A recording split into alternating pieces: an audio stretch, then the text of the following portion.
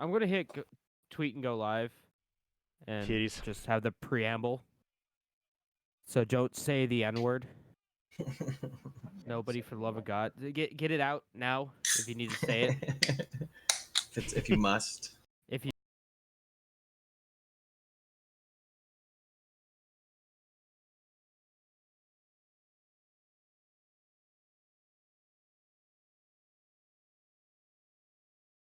I wonder how well this is gonna go because I'm also rendering some stuff. That's Oh funny. boy. That's gonna Oh be boy. Yeah, that's fucking rough. boy fucking howdy. Let me know when you're ready, Shreds. Yeah, I'm good. Oh, okay. Get Well up then. on the Just do a countdown. floor, Yep. right Let's my go. door. 5, 4, 3, 2, 1. Welcome, ladies and gentlemen. Ladies and germs. Hey. Ladies and gentlemen. Welcome to episode 47 of the one and only Level Unlocked podcast. Level Unlocked podcast. What's up, everybody? Welcome to another episode, week 40 mother effing 7, bros. A lot of weeks. Less than 6 episodes left for an entire year, if I'm not mistaken. First week in February, so Congratulations, guys. it's getting there. We're getting there in almost a year straight. That's a lot of levels. Yeah, it is. To Nate, This is a long video game. it is. This It is really a very is. long video game. 47 levels, man. We're gonna get more than that. It's gonna That's at least 4 CDs. Yeah. Right there. We should next year at the Game Awards win the best continuous video game because it's literally continue. We're on level 47. By the next year, we'll be at like what 90. So throwing that out there. It's a lot of levels. I don't know a game that has 90 levels. That's not even including like right? the E3 show. Yeah, all the extra ones you guys do. Yeah, that's true. Yeah, we well, I lied. My friend played Columns. He got to like a level 102, and the game glitches out. So there is that. So we got to beat that. That's the most I've ever seen in a game in terms of amount of levels. 102. That's our goal. Anywho, tonight we got a lot. We had a lot of stuff that went on this past week. Gaming-wise, actually, we had the Gaming Awards, the biggest gaming award show in the world. There's multiple if you do pay attention, but There's like 50 billion. this would be considered probably the most pristine out of all of them. We have the Golden Globes. They announced their nominees. The Grammys too, which I'm not talking about the Grammys, but they just did theirs. If you are into the Grammys, they announced their winnings. The award season coming up, bros. We got all of them. We got the Oscars. We got 800 different awards: gaming awards, movie awards, music awards. Tis the season. Tis the season of awards. Tis the season for It is. awards. So Holy we got a lot. fucking shit, I haven't seen that. We got some streamers making exclusive deals, and a bunch of other stuff. So we got a lot going on this week as the year wraps up and we slowly get into 2020, a whole new decade, boys. We got a lot going on here. 2020 is going to be a big year, I think, for us. So, and tonight, as you see, Nate James is not with us. Best Buy, as you know, we all work there, is open extended hours, so he has to be at work pretty much at 7 a.m. tomorrow. Nah, man, he's a bitch. That's why. He is a bitch. That's pretty much why he's not working. But no, I'm just kidding. We're not joking, but we are joking at the same time. So, and sorry, not sorry. Yeah, no, he's with Candace right now. Candace is not his girlfriend, by the way. I said he's with Candace right now. I don't get it. I don't know what that means either. Yeah, I don't get it. Candace nuts fit in your mouth. Exactly. That makes no sense. It does. Makes perfect sense. Makes all the sense in the Candace world. dick fit in your mouth. We suddenly went from G to R.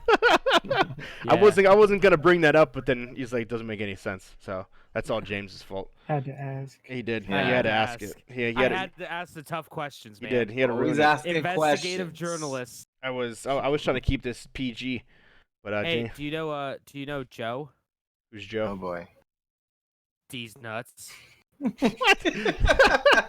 My favorite. Jody's nuts. Yeah. I don't know. All right. So what's going on, everybody? I hope everybody had a good week. Mine's been pretty busy. Watched a bunch of videos on. We'll get into it in a little bit, but watched a bunch of videos on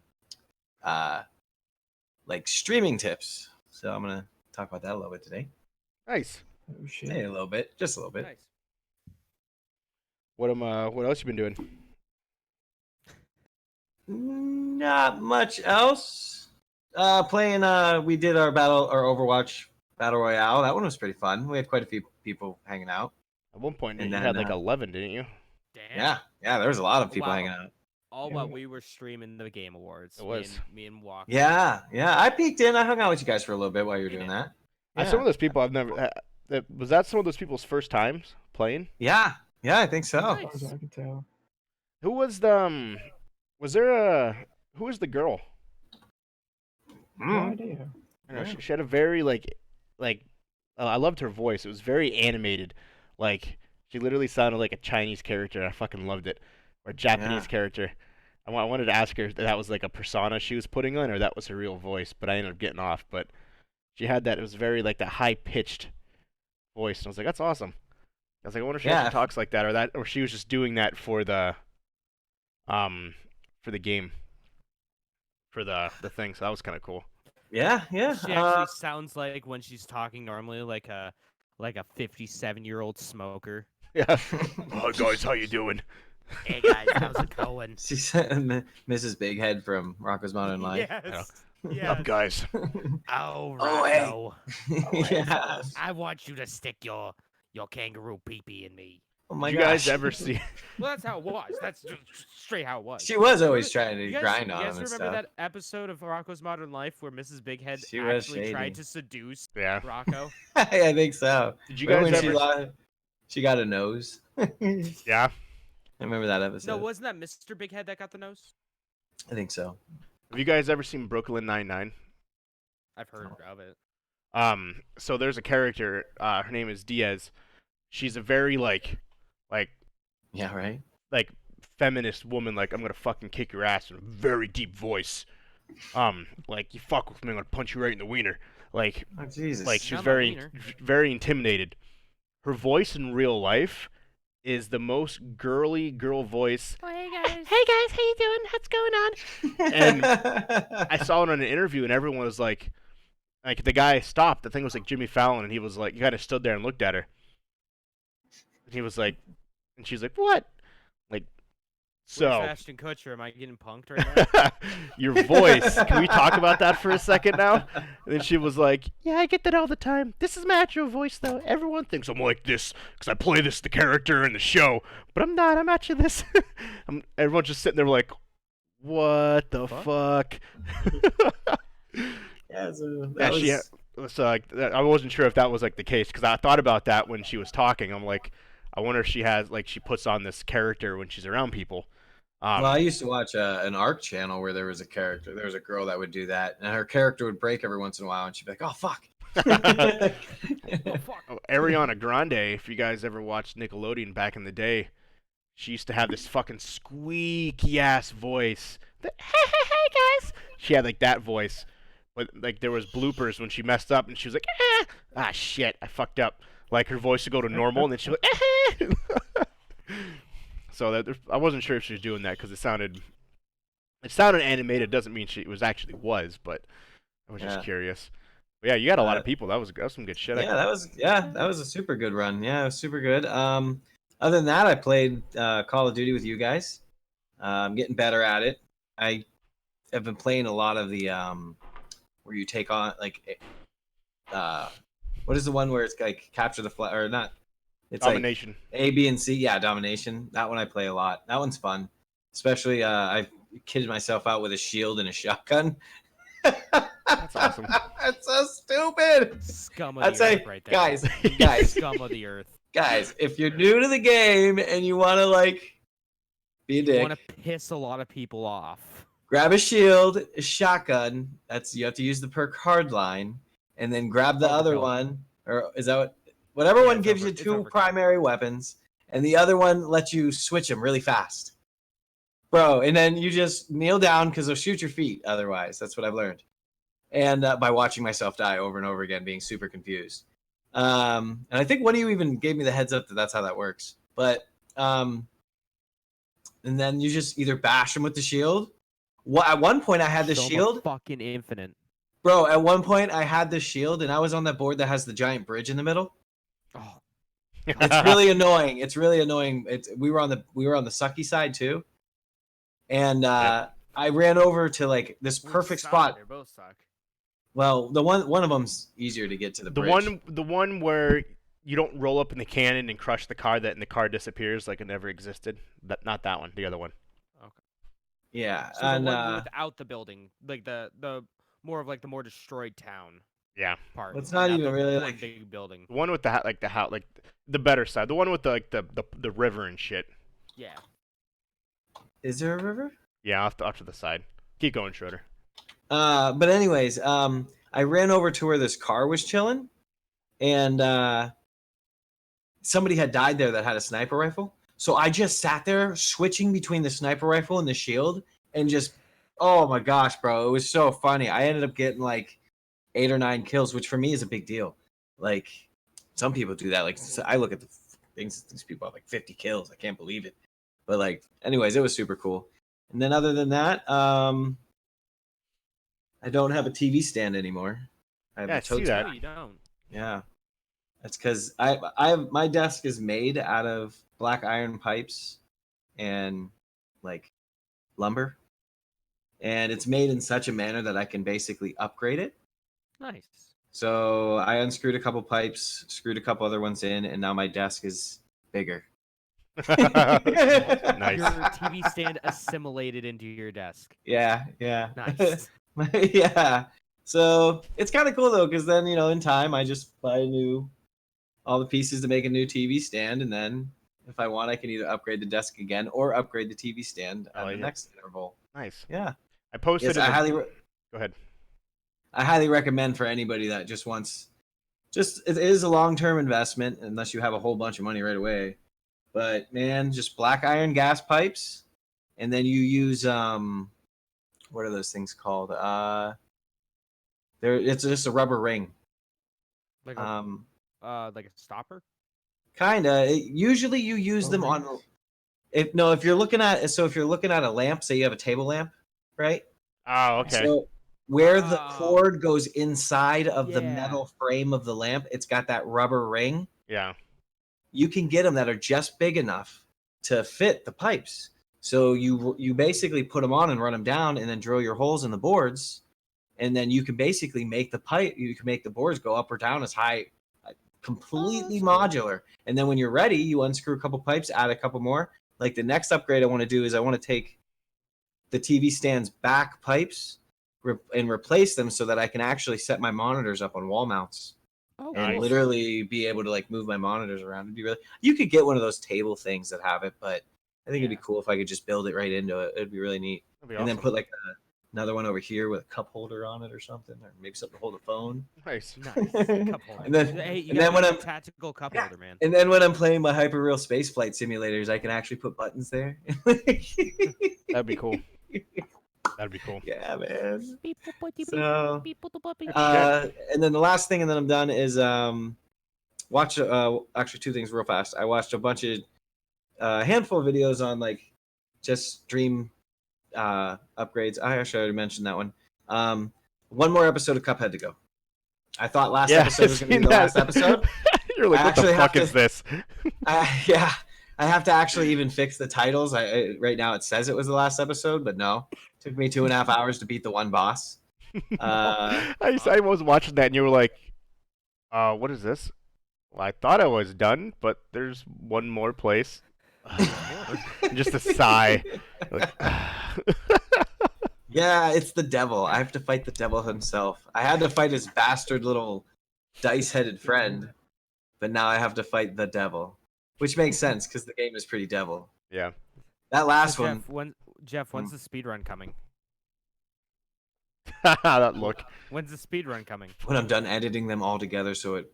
It looks- I like it. Does anyone remember Mr. Meaty? Yeah. The puppets and shit.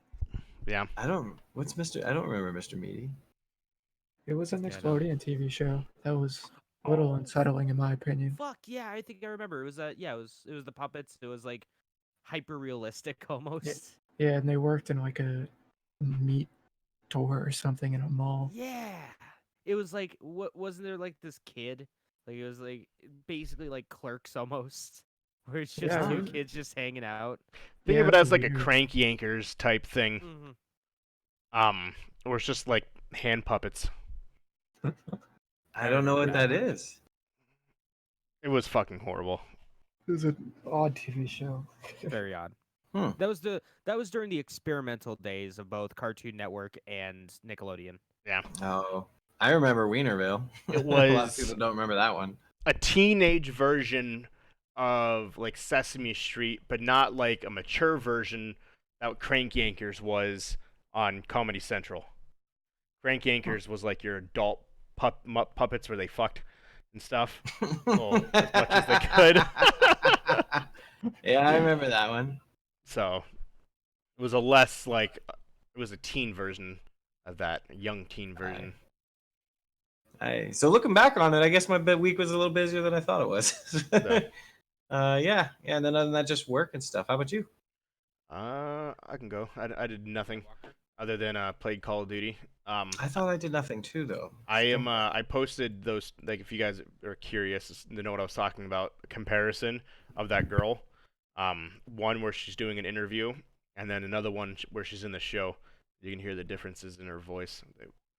Watch the show first, the clips of the show, and then when you go to actually watch her interview voice, you're gonna be like, what the fuck? Tomorrow I'm going to some like Christmas festival thing. Like I'm going to the North Pole, is what it is. It's actually called the North Pole. So, I get to ride the Polar Express to see Santa Claus, and It's pretty Just high. what you've always wanted. Yeah. exactly, pretty much spend the day at the North Pole is where I'm going. It's gonna be a good time. Yeah, I was gonna say that should How probably much be did fun. that cost you, flying all the way to the North Pole? Oh, it's pretty That's a penny. It's lot. very hard to find flights. Let me tell you, the North Pole itself, it's hard, but I was able to make it happen. I called Santa and got a few favors it done. I had to do some things I didn't like with the elves, but I made it work though. You had to ho yourself out. did. You know? Yeah, basically you stop like at the edge of the North Pole, and then that's where the Polar Express comes in for the rest. Right. Not And like then the there's a movie. big hole there. There's Yeah. a giant hole that goes to inner Earth, Exactly. So and that's where Santa Claus so lives. the movie's a bunch of fucking liars. The Polar Express picks the kids about their house. No, I got to spend $3,000 on plane tickets to get to the goddamn Polar Express. Freaking movie. God damn it. Lying sons of bitches. Ah. I think that's like one of the only movies I own on Amazon Prime or whatever. The Amazon buying It's a movie. classic. It really is. It's a That's good one. great Yeah. one. You think about all those, Hey, do you know about trains? Do you know what kind of train this is?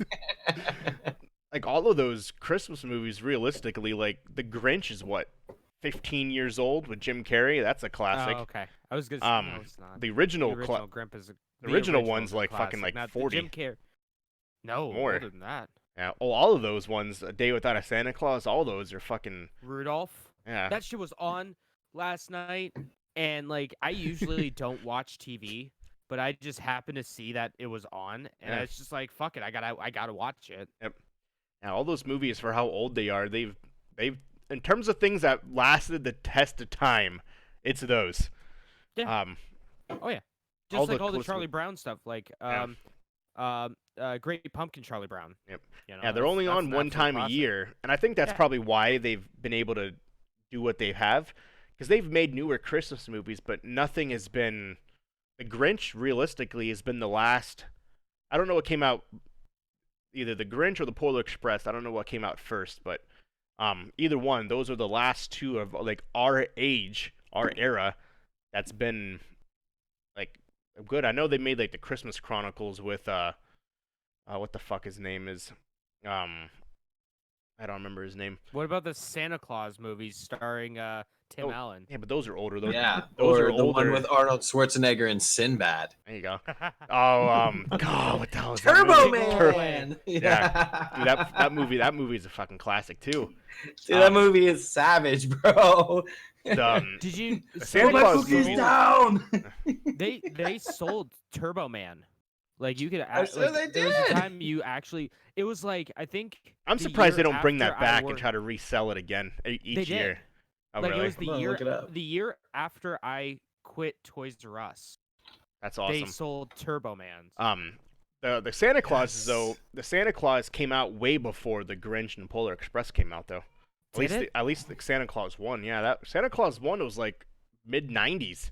Was it? Yeah, I'm pretty sure. Someone Oh, look it up. God. It Oh yeah, is. no. Yeah, no, it had to have been because it was Tim Allen. Whoa, Yeah. bro. Yo, 1996 Talking Turbo Man. And then it's a toy on eBay for $399. Oh, I bet Doesn't that's surprise me. a classic. Now, oh my Yeah. goodness, this one's 450. It's a buy. Jesus. Oh, somebody's selling it for 65. They don't know what they got in their hands right now. The Santa Claus 1994 is when the Santa Claus came out. Hey, that's when that was the year I was born. And that's still today. There's never going to be any more of those. No one that's a character that I don't think can ever That's be funny. portrayed by anybody else other than him. Turbo Man? Wasn't No, that the name Santa of the Claus. dude? Oh, Tim Allen. real quick though, wasn't I'd Turbo like Man? to see Danny DeVito as the Santa Claus. Yeah. Oh yeah. Yeah. No, definitely. I think he'd do pretty well. Danny DeVito is perfect for any role. What was the dude Schroeder from Turbo Man? Wasn't that the name of? Oh no, that was Captain Amazing. Never mind. Like honestly, The Hurt Locker would have been a much better movie if the main character was funny. Danny DeVito. But there's certain people, and we'll get on this discussion another time, but there's certain characters that like once a person plays, they do it so well. If someone else plays it, it's just kind of like eh. But I did lie. I watched all 3 Pirates of the Caribbean movies. Which All 3 of them? the first 3, yeah, I watched all 3. Which those Pirates of the Caribbean movies are the best movies about pirates of the Caribbean. Just throwing that out there. Sure. I bet you they are. Future generations are gonna look at those movies when they go to right there, like reports and It's gonna be studied in film classes as the best a definitive movie about Caribbean depiction. pirates. Yeah, At, so funny. so And then they're gonna use references from Sea of Thieves too. exactly. And then I started watching Star Wars. I watched number 1 and 2. Let me guess, on Disney Plus. Actually, 1 was on TV, and I Oh. just my mom was watching it, and I actually went downstairs at the beginning. And I just sat and watched the whole thing, and then I'm like, okay, they did a marathon. They played every single one. It's still going on right now, actually. This was yesterday, so that's how long this marathon is. If you watch all Yeah, it's all 8 the Star Wars movies plus the other 2. So I'm like, okay, I'm gonna watch the second one now. It's on TV. And I'm like, I'm curious to see exactly how much better it looks on Disney Plus, and I'm sick of the commercials. So then I finished it on Disney Plus. I'd never watched it in 4K before. It looks phenomenal. Like for how 4K. old the second one is. It was actually really good. I was actually surprised. So I'm gonna be watching the third one here soon. But that's pretty much all I did. And then played Call of Duty. And That was Halo. my week. Oh, and Halo, yeah. I don't like Halo that much. Yeah, I'm Game not a makes me fan, mad. but everyone plays it, so that's the only reason why It's I play not it. as smooth as like Call of Duty's super smooth. Yeah. It's But- smoother than I thought it was gonna be. I thought it was gonna be like Halo. Halo is like I don't know, it just feels very clunky. It takes a while, yeah. I wouldn't. Yeah, well, you also got to think this is like a 10-year-old game almost. I know. I but wouldn't go out of my way and play it by myself, but I only play it because other people are playing it. That's you the play only it reason why. Can you do multiplayer campaign? Yeah. That's kind of fun. That's cool. I like that idea. Yeah, That would you be can do up to 4 that would players. be that would Yeah, be we could do fun. I that. think that would be super. Dude, what if we all did like a playthrough of the whole game and we'll stream it? I can't. Why? My computer takes a shit if I try to stream and play it at the same time. Really? Me and Nate James went over this.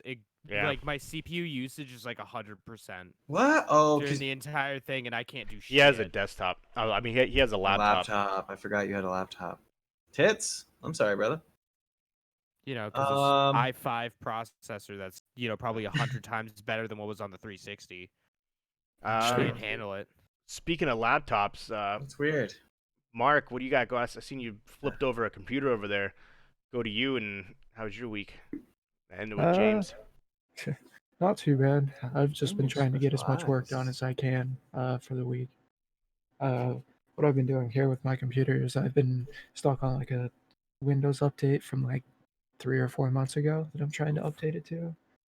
And it's gone through the update process probably about 6 or 8 times, but failed every time. So trying to figure that out. That's pretty fun. Fun. As far as games and stuff goes, yeah, I've been playing a bunch of Halo with these guys.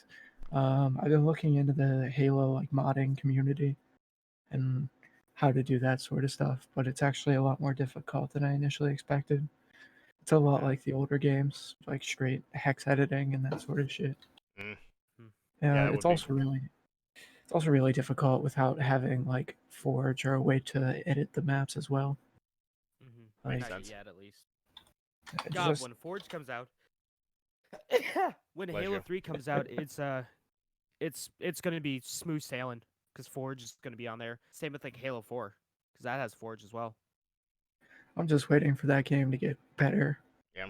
Like as of right now, it's just the multiplayer, and there's like no way to pick what games you play really that much. And I keep playing fucking team DMRs every time, and it's really annoying because I'm really awful at DMRs, and some people are really good at it. Oh yeah. So it's just not fun. So No. I really just play for the custom games, and I'm waiting for Forge to come along so I can start making my own maps and make my own custom games at that point. That'd be fun. Yeah, that'd be super neat. That's what I used to do in Halo 3 and Halo Reach and all those games. And then this game came out, and the functionality isn't there yet. I mean, it is, but the keyboard functionality isn't there yet. You have to use a controller, and you have to like hack into it somehow. It's a process. That shit. Yeah. Besides that, nothing too crazy. Got my projects done for work. Nice. I've been typing documentation all day for it, so that's pretty much what my week is going to consist of. Shit. Sweet. Sounds like Sounds like barrel full amazing time. monkeys. Yeah, definitely. Nothing says fun like typing up reports. Exactly. Yeah, I'm learning MongoDB, which is a NoSQL programming language.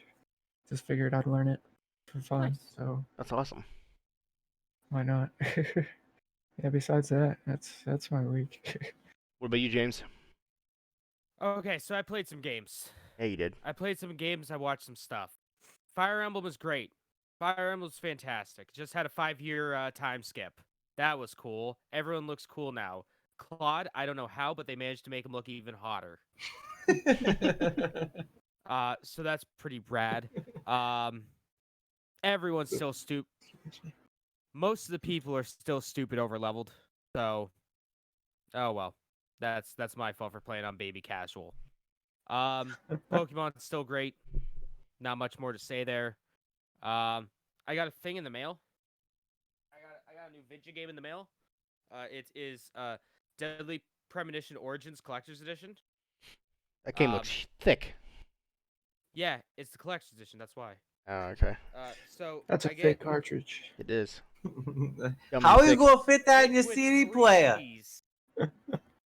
Thick with at least 8 C's. Fucking open up, you asshole. 8 cc's So of have you thickness. guys ever heard of Deadly Premonition? Besides you telling me about it, All right. I'm not familiar with it. Who here knows the Twin Peaks? Yeah. The show Twin Peaks. Did Mhm. you Familiar enjoy with the Did you enjoy the show Twin Peaks? Never watched. I know of it. Ever watched it? Isn't You it know of it? supposed to be a lot like Alan Wake? Yeah, but crazier Yeah. because Ooh. David Lynch. I don't know what that Um, means. Hellraiser. What is it? Eraserhead. David, the one with the dude with the pins. Oh yeah, Pins all Pinhead. over his face. Pinhead. Yeah, he directed that.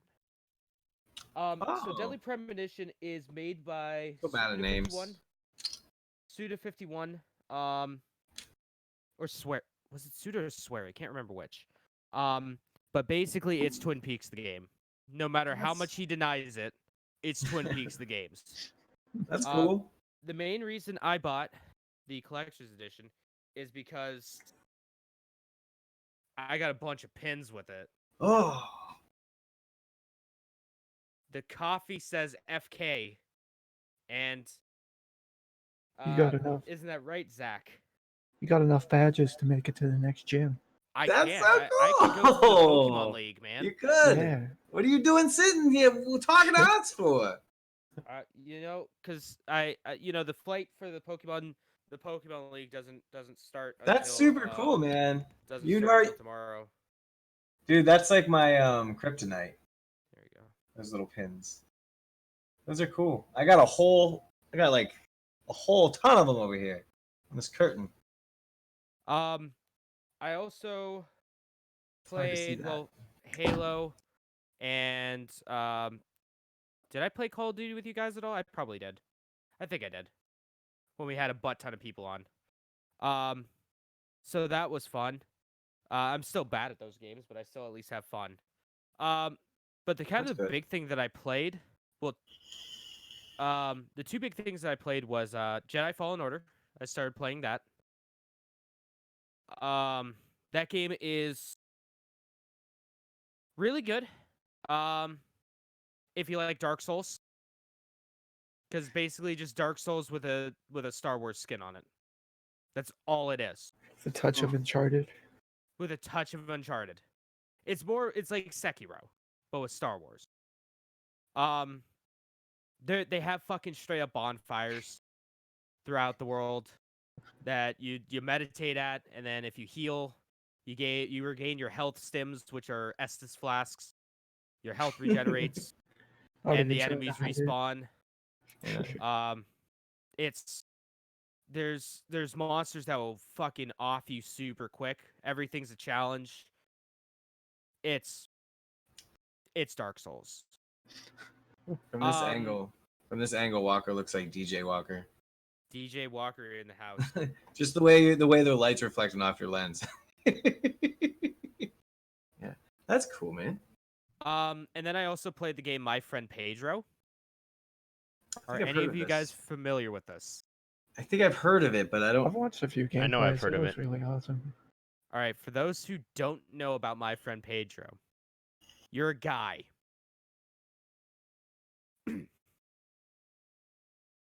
Pretty much it. Yeah. It's like, Your okay. Pedro? You're do you a do? guy who listens to his friend Pedro, who is an imaginary banana, What? and his imaginary banana friend tells him to kill a bunch of mobsters.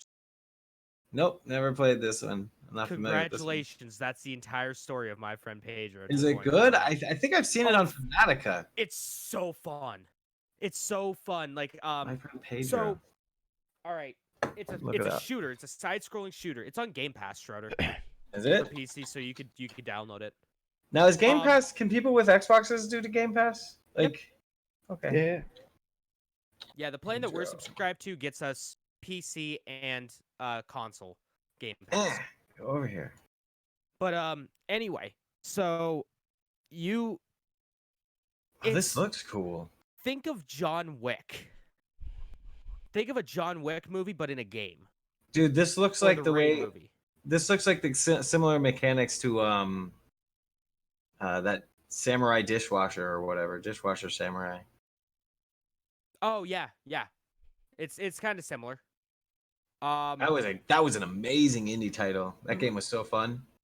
I should play that one of these nights. There you go. You should also play My Friend Pedro. Yeah. One of the coolest things that I did in the game is I did because you could do like crazy like wall jumps and flips and shit and slow down time and shoot. I jumped off of one wall. So there's like a wall, another wall over on the left, and then a guy on the other side of like a chain link fence. So what I did is and then I think another guy off in the distance. So I jumped off of the one wall, backflip, jumped off the other wall, jumped over the guy behind the chain link fence, slowed down time, pulled out two guns, aimed them at both guys, and shot him and killed him. And I go, holy shit, this is great. This is the coolest thing ever. This is what I've been waiting for. This is what I've been waiting for. This is the game for me. It is. It's such a fun, mindless game, and one of the coolest things about it is that it will take the coolest kill that you've done in that level and replay it at the end of the level. Well, that's fun. So then you could tweet it. It has full Twitter integration, so you could just tweet that video to Of you just being amazing. Exactly. Well, that's It's neat. Genius. It's absolutely genius. It's a really good marketing It strategy. is. Oh yeah, you see that cool shit on Twitter? It's like, oh, I need to play this. Hmm. I need to play this in a heartbeat right now. But since you all goobers have Game Pass, I would definitely recommend it. Recommend downloading it. Recommend It's you. so good. It's so good. All right, well then maybe Probably- that's what we'll stream because I only have one episode of Cuphead to play left. There you go. So if it doesn't take me 2.5 hours to beat that one boss, Hopefully it doesn't. It Yeah. probably will, but hopefully it doesn't. probably will. Yeah, it probably will, but hopefully not. And I'll get that ready. But yeah, also been watching a lot of Live PD because that show is really good. It's hilarious watching people be idiots and cops just throw them to the ground. I didn't know I enjoyed that as much as I do. I discovered myself. Always learning. Always learning. Yeah. And then today I watched a lot of Eric Andre after recording. So I did a lot of fucking recording, man, today. Did you? I- See, that's I why I did- need a. Oh, go ahead. I streamed for like 2.5 or right around like 2.5 hours of Fire Emblem. Yeah. Then maybe another 3 hours of Yakuza. And I'm contemplating if I want to do, because I won't be able to play Pokemon tomorrow, if I want to stream Pokemon after this. What's tomorrow? Oh, because you I- close. I work until 7 or 11:15. Yeah, I'm not gonna feel like 11:15. That's late for us. 11:15. I know. That is right. That's close to my bedtime. Dude, I close every night except for Wednesday. Ugh. Yeah, Eh. balls. Yeah, that's my week. Okay. I Well, forgot. that's entertaining. I went to the dentist. I got this for free. Oh, nice. An electric toothbrush. What There you fucking go. dentist gives you that shit for free? What kind of high roller dentist do you go to? I don't know. It's You the first know. time I've ever been there. Yeah, they gave that That's to a me for high free. roller right there. You know Yes. what my dentist usually gives me? What? Nothing. Smirky look. Sticker. Shame. Motherfucker, why aren't you brushing your teeth enough? It's like I brush my teeth enough. It's just I drink He fucking criticizes. Monster Energy drinks, and that kills it Yeah. harder. I know. Sucks. I'd have to brush my teeth like 8 times a day to negate the You effects. need of to hurry up Monster and get Energy. this fucking stem cell stuff figured out.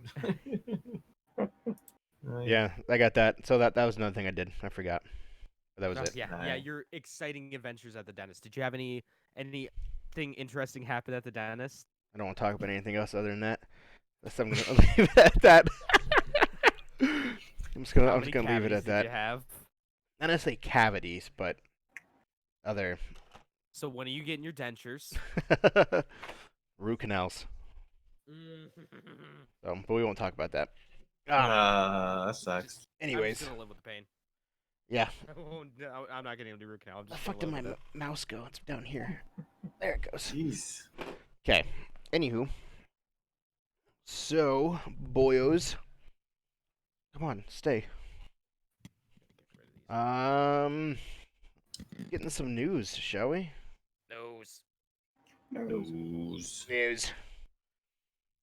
getting You that guys news right talk, there. You guys talk. I'm gonna get rid of these pins. Rid of them? Start with some movie news, shall we, my fellows? Um, Jumanji came out. It's the largest opening for a Sony movie in history. It did $120 million worldwide. Take that, Spider-Man. Wow. Well, they don't include Spider-Man because it's not a Sony exclusive. Yeah, Take that, Spider-Man. 120 million worldwide. 60 million over here. Also, the largest United States Sony box opening of all time. For those who remember, Jumanji: Welcome to the Jungle was Sony's largest movie of all time, and when it comes to the box office, and if this movie keeps up the same numbers, it'll beat those numbers. Nice. Yeah, it took down Frozen. Yep, it beat Frozen. So, unfortunately, now it has Star Wars Episode 9 next week. Well, this hey, coming maybe Friday, it'll work actually, it- I lied. Maybe it'll work it for its advantage. Yeah, so it does have Star Wars, but if you guys remember, everyone hated number 8 so much that people decided to go see Jumanji, and Jumanji beat Star Wars in the box office. Super unexpected. Can that happen 2 Okay. times in a row? I don't know. Probably. All right, guys. Here's the question about Star Wars. When are we doing the spoiler cast for it? Who's gonna go see it this weekend? Not me. I don't see movies anymore. Who's gonna go see it at all? I will go see it. I want to see it eventually. Mark, I would let's love go to see see it. it. I would like to see it. Well, then I guess we'll make our decision around when everyone has time or money to go see it. Mark, Why do you I mean wanna Honestly, see we'll another probably- Jumanji movie? Huh? I want to see the What? Jumanji movie as well. He said he Why wants. do I want to? Why do I want to see another Jumanji movie? No, Jack Star Black's Wars. in it with- Oh, Yeah, Star Wars. Star Wars. why do I want to see another Star Wars movie? It's the last yeah. one. Finish off the trilogy, man. It's the I last. haven't seen the last 2. Yeah. I think. It's fine. You don't need to. They're both not great. So yeah, that does come out. That's a big. I didn't even add that to this, but yeah, this Thursday, Star Wars Episode 9, Rise of Skywalker. I said that weird. Rise of Skywalker. Comes out. It is the finale in the 9 movie. I don't know what the fuck you even call that. Triple trilogy. It concludes anything Skywalker related. Speaking of that, segue now. The director of J.J. Abrams said, "Do not expect any special editions or special episodes or spin-offs from this last trilogy." If you guys remember, like in the original trilogy, they did like a Star Wars Christmas, things like that. I guess they did some kind of show from the 1, 2, and 3, which I didn't know they did, but supposedly they did some kind of spin-off. Yeah, there was like the Clone Wars. Oh yeah, show, you're right. Which is supposed to be really good. Yeah, you're right. The Clone Wars show. They said don't expect any special editions or spin-offs from this last trilogy. Speaking of Star Wars, like I was talking about, I was watching Star Wars on Disney Plus. And as you guys know, or if you guys heard, they altered the original 3 many times. Yep. Including when they put them on Disney Plus, they altered them again. I guess J.J. Abrams, went to Bob Iger and told him, "You need to release the unaltered versions on Disney Plus." Yo, if they do that, I will subscribe to Disney Plus. Like instantly. And I guess he hardcore pushed for it, and obviously that didn't happen. But they are, I guess it's something they're still considering. Maybe like putting in an unedited version. Putting the actual original trilogy. I don't even know if they have that tape anymore, though. I don't That's the thing. Like, I don't even know if they have it anymore. George Lucas probably destroyed it. You would have the black bars on the side of your TV if they did do that, but cause that's Still, how it though, was. But not the Laserdisc version. Laserdisc version. There we go. Oh yeah. But like, I don't did even that know on if they have the purpose. master edition anymore of those. I don't know. That'd be hard to Yeah. get. Yeah, If anything, they're at Skywalker Ranch. Yeah. Like Huh. that's where they would be. Well, either way, if they just put what you have on there, Yeah. just put the most complete one, ones you do have on there. The Laserdisc version So is widely regarded as the best. so I guess there is a push for that, just because people don't like the little edits that they have made to the original trilogy to make it more modern. People like them. Han shot first. Yeah. Jabba the Hutt isn't CGI. So I didn't realize that, because if you guys ever seen The Phantom Menace, they use the animatronic Yoda, like the fake Yoda that they used in the original trilogy. Yep. They re-edited that, took that out, and put that Yoda that's in Revenge of the Sith. Yoda in the first movie, number 1 and number 2, The Clone Wars and The Phantom Menace, is CGI now. Well, and then also at the end of after what was It's it? always been Episode 3. CGI. That's just the Mandela effect After at work. episode 3, any re-release of episode 6 had Hayden Christensen Oh yeah. at that end scene.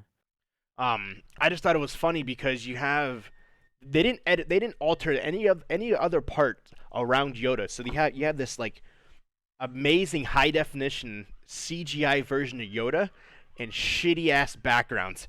It's like, why wouldn't you do, if you did one, why wouldn't you do the other? It's like, it looks like fucking Mace Windu's floating in air while you have this CGI Yoda fucking doing flips and shit. It's like, it doesn't look the greatest. But I didn't realize they did that. So, last little piece for Disney. So, Golden Globes, really quick, are in January. Disney obviously did multiple things. They nominated 13 cast members of Endgame for a Golden Globe and an Oscar for Best Actor. Not one got nominated. Good. They also did Endgame as Best Movie, didn't get nominated. And Double good. they did The Lion King as Best Movie that's not animated. So And the people just laughed at him. so the film actor, like The Film After Guild. yeah, so they look at it and they were like, so you don't want The Lion King to be nominated for Best Animated Movie? And Disney's like, no, it's not an animated movie, it's a live action movie. But it is animated though. And then the film actors are like, but didn't you do the whole movie in CGI? Well, yeah, because we can't actually make lions talk and sing. Then it's an animated movie. And Disney's like, no, it's not an animated movie. We do not want this movie to be nominated for a Golden Globe for Best Animated Picture. They just sat there and laughed. Then they released the nominees Deserved it. for the Golden Globes. The Lion King is nominated for the Best Animated Movie. They Blamed him. You fucking dick. So they just went above Disney's head and basically said they were stupid and nominated The Lion King for the Best Animated Movie without Disney's 'Cause permission. it is animated. They were like, no, it's not in the category of fucking Once Upon a Live Time in act. Hollywood. Yeah, that's Yeah. not the same thing. They were like, Yeah, but the, wait, no, but it's not though. It's live not action. animated. they were saying, because they nominated Frozen 2 for Best Animated. They're like, do you see the differences in the animation there? Like, no. So yeah, the Film Actors Guild just said, fuck you, Disney. It's not being nominated for Best Picture. It's being nominated for Best Animated Movie without Disney's permission. And you'll like it. Good. Yeah, they basically said, you'll take it, you'll suck it up, or we'll just fucking take the movie out of consideration altogether. And so Disney was like, fine. No, that's what they wanted them to do. That's what they wanted them to do. So Watch it They just not stuck win. it to them. yeah. Watch this out of spite them not win. Like you were gonna win. Oh, but... Frozen, I guarantee Frozen 2 would win. A Disney movie will definitely win. I think Disney has 3 nominations in the Best Animated. So I guarantee they win anyways. They've won every year for the last 17 years, except for last year, Spider-Man won. Good. Spider-Man Into the Spideyverse one was the first was a time Disney fantastic didn't movie. win, and I think it was 17 years. Well, jeez. Yeah. Really? It even Yeah, no, it even makes beat the animated Lego movies movie. When the Lego Movie came out, the Lego Movie wasn't People nominated. were upset. Yeah, the people Lego were Movie really wasn't upset. nominated. The host was like, and now the nominations for Best Animated Movie. And whoever wins, make sure you take it and run and hide from any person that was in the Lego Movie. Anyways, here are the nominees. Yeah, because that movie should have won. But yeah, I thought that was hilarious that they just stuck it to Disney and said, "Fuck you, you're not. This movie isn't what you think it is." Wow. I can't wait for Disney to buy them. Yeah, I know, right? Shazam 2 has been confirmed. For those who have seen Shazam, I forgot that even came out. it has now been confirmed as of today. It'll be released in 2021, 4 months after Black Adam. Shazam is basically arch nemesis that's being played by The Rock. So supposedly those two movies will be super intertwined with each other. That should be fun. Are we gonna get a Shazam cinematic universe? Maybe. So, but yeah, that's all. That's part of DC. They're not really doing a cinematic universe anymore. They're just basically placing characters and doing their own thing. The only movies that will supposedly that are going to intertwine is Shazam and the Black Adam because they go together, and the new Suicide Squad and the Batman. Suicide Squad. But they won't intertwine right away. They won't intertwine for a couple years down the road. There is a new Power Rangers movie reboot coming. It is based in the mid-1990s. Yeah, it is set for release in 2022. It's not a continuation of the Power Rangers movie that we got when we were a kid, but is based in the same time. So they're saying they're going back to the roots because they've released the last Power Rangers movie they released 2 years ago was a complete flop. It's gonna have Ivan Ooze in it. As a Power Rangers fan myself, I didn't care. Not that I didn't care. I didn't mind the Power Rangers movie. I thought it was fine. Yeah, it wasn't horrible. It took too long to get, actual fights, but yeah. Are you talking about the newest one? Yeah. It wasn't great, but it wasn't horrible. Like the Zords were kind of fucking weird. And then who is that giant golden dude? Like he actually Goldar? he had Goldar. He actually had gold falling off of him because he was basically like it was lava made of gold. Like that was kind of stupid, but nevertheless. Yeah, it is being based in mid-90s. It'll take place in the same time era as the original Power Rangers movie that we got when we were kids. That came out in the 1990s. Is it going to be like Triceratops and Saber-Tooth Tiger, or is it going to be some weird fucking ninja or whatever the fuck that they do? Right. Power Rangers Ninja. There has been. I think 27... Ivan Ooze. It was the frog. Yeah. What was it? What were they?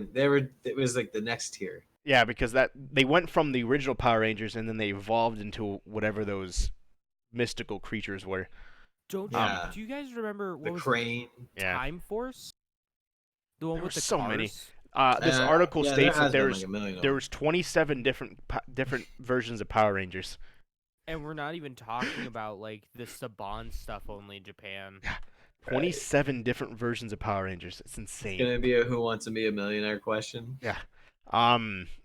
So we'll see how that goes. And the original Power, they said basically they're going back to their roots, is what it said.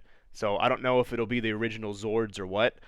Obviously Tommy and all of them. I don't see them being in it because they're way too old now. Well, I mean, Johnny Young Bosch could do something. Yeah. Well, he's the only one. Isn't he like an MMA fighter or something? The guy who played Tommy the Green Ranger. Doesn't he still do that that kind of shit? He's a voice actor now. I thought he's still like ripped as hell though. Oh yeah, no, he is. Last little piece. He's like an actual martial artist. Yeah. Last quick two things. The company behind The Lion King, Sonic the Hedgehog, The Jungle Book, and another animated movie has shut down. MPC Vancouver, the company that was responsible for taking Sonic the Hedgehog and redoing it to make him look the way he is now. They did the whole entire CGI of The Lion King, the whole CGI of The Jungle Book, closed down yesterday. They shut down for good. Wow, really? Yep, they went bankrupt. Well, if you've ever like looked into the Pixar story, they repeatedly expressed how, like for the longest time, every movie they made had to be a hit. Yep. If it wasn't a hit, they were going out. Yeah, they Yep. said And- it's super expensive to do CGI and Amen. remain profitable. They said is. the Lion King cost them $200 million to do just the CGI. Well, the whole damn movie CGI. Oh yeah, that's what it said. It cost Well, them $200 no, million. but it's not though. It's not though. Now it's live I action. know. Yeah, it's Yeah. live But- action. Yeah, Yeah. they said that movie alone cost the company $200 million to do. I would like to think Sonic would cost a lot less. They said it only Sonic- cost $5 million to redo him, which is not bad. No, that's But- crazy that they went under though. I wonder if they went under and they're gonna come back as like a different name. You know what I mean? They said they Like, released. The They, Dunder Myth or the they Michael Scott Paper Company. they said they let go of all 730 employees that they had. Oh that my just kind of shows gosh. how little they That's get paid wild. by these Yeah. companies. Yep. So yeah, they and the thing is too, like they're making the fucking Jungle Book and Lion King. Why isn't Disney paying for all this? They do. They Like- don't pay them enough though. Oh, and they were responsible for the CGI in Guardians of the Galaxy. They won an Oscar. What? They won an Academy Award for Life of Pi. If anyone see that movie, that's fucking a great ass Great movie. Great movie. Yeah. Unfortunately, they everyone yesterday morning got notified, and they all got resigned. Oh, and they also did Blade Runner 2049. That is a good movie. Yeah. Huh. Oh, more than 800 nuts. artists worked at Vancouver studios when that will be released, just days before Christmas. That's a lot. That might. Oof, that's a lot of employees. Yep. Like, when you think about it these days, Mark, what was it like? Not a very big team of people was working on Skywind, for example. That's the complete rebuild of Morrowind with using the Skyrim engine. Yeah, I don't You know what I mean? off the top of my head, Um, but like they're always looking for more people. Yeah. Right, they're always looking Yeah. for more people, but it just goes to show that while incredibly time consuming, Yeah. a handful Like of artists, 6 or 8 people working on it usually. right? Yeah, there's only a couple people that do it. So you have an organization that has 800 people in it. Yeah. No wonder it went fucking bankrupt. Well, Look at okay, these. hold on. Hold the phone there, Chief. Are the Huh? people making the Morrowind thing? Yeah, Are they getting paid? They have No. a Patreon, I think. But yeah. beyond that, I Exactly. don't believe So there you anything. go. They're not getting paid. They're doing this for fun. Th- They're doing th- this under their free time. Yeah, that lends credence to what I'm saying. I'm saying that these people are making no money or a couple bucks. You're paying high quality prices to 800 human beings. That's a lot of money. Like But for it's- something that each one of these movies they're making probably. Granted, I understand that. Yeah, there's a lot of time, energy, and work and different skill sets that go into it. But am I wrong to think that it shouldn't take 800 people to produce a film? We don't know what 2.5 kind of hour time. There's Yeah, a I lot that know. goes into the CG. and Different stuff. artists, things along those lines, like Yeah. different They also And- did concepts. it in like a few and- months. with They like, probably things break like it down that, in segments, though. I'm sure they had, with the Morrowind project, they have the architecture there. Yeah. They don't have to build this completely from the ground up. They don't have to. I'm still saying that just feels like a lot of employees Yeah. for a company and I don't mean to understate just Yeah. make CGI films, but that's a lot of employees for a film production company. They probably needed it because of the unrealistic, time constraints they had. Yeah, you have to 'Cause I make you guarantee have to it make was the like- Lion King in probably 2 months. Yeah. They probably take each part and break it down to 20-minute segments. Put a team of 5 in. Okay, you're responsible for this 20 minutes, this 20 minutes, this 20 minutes. Who knows? Then at that point, is $5 million enough?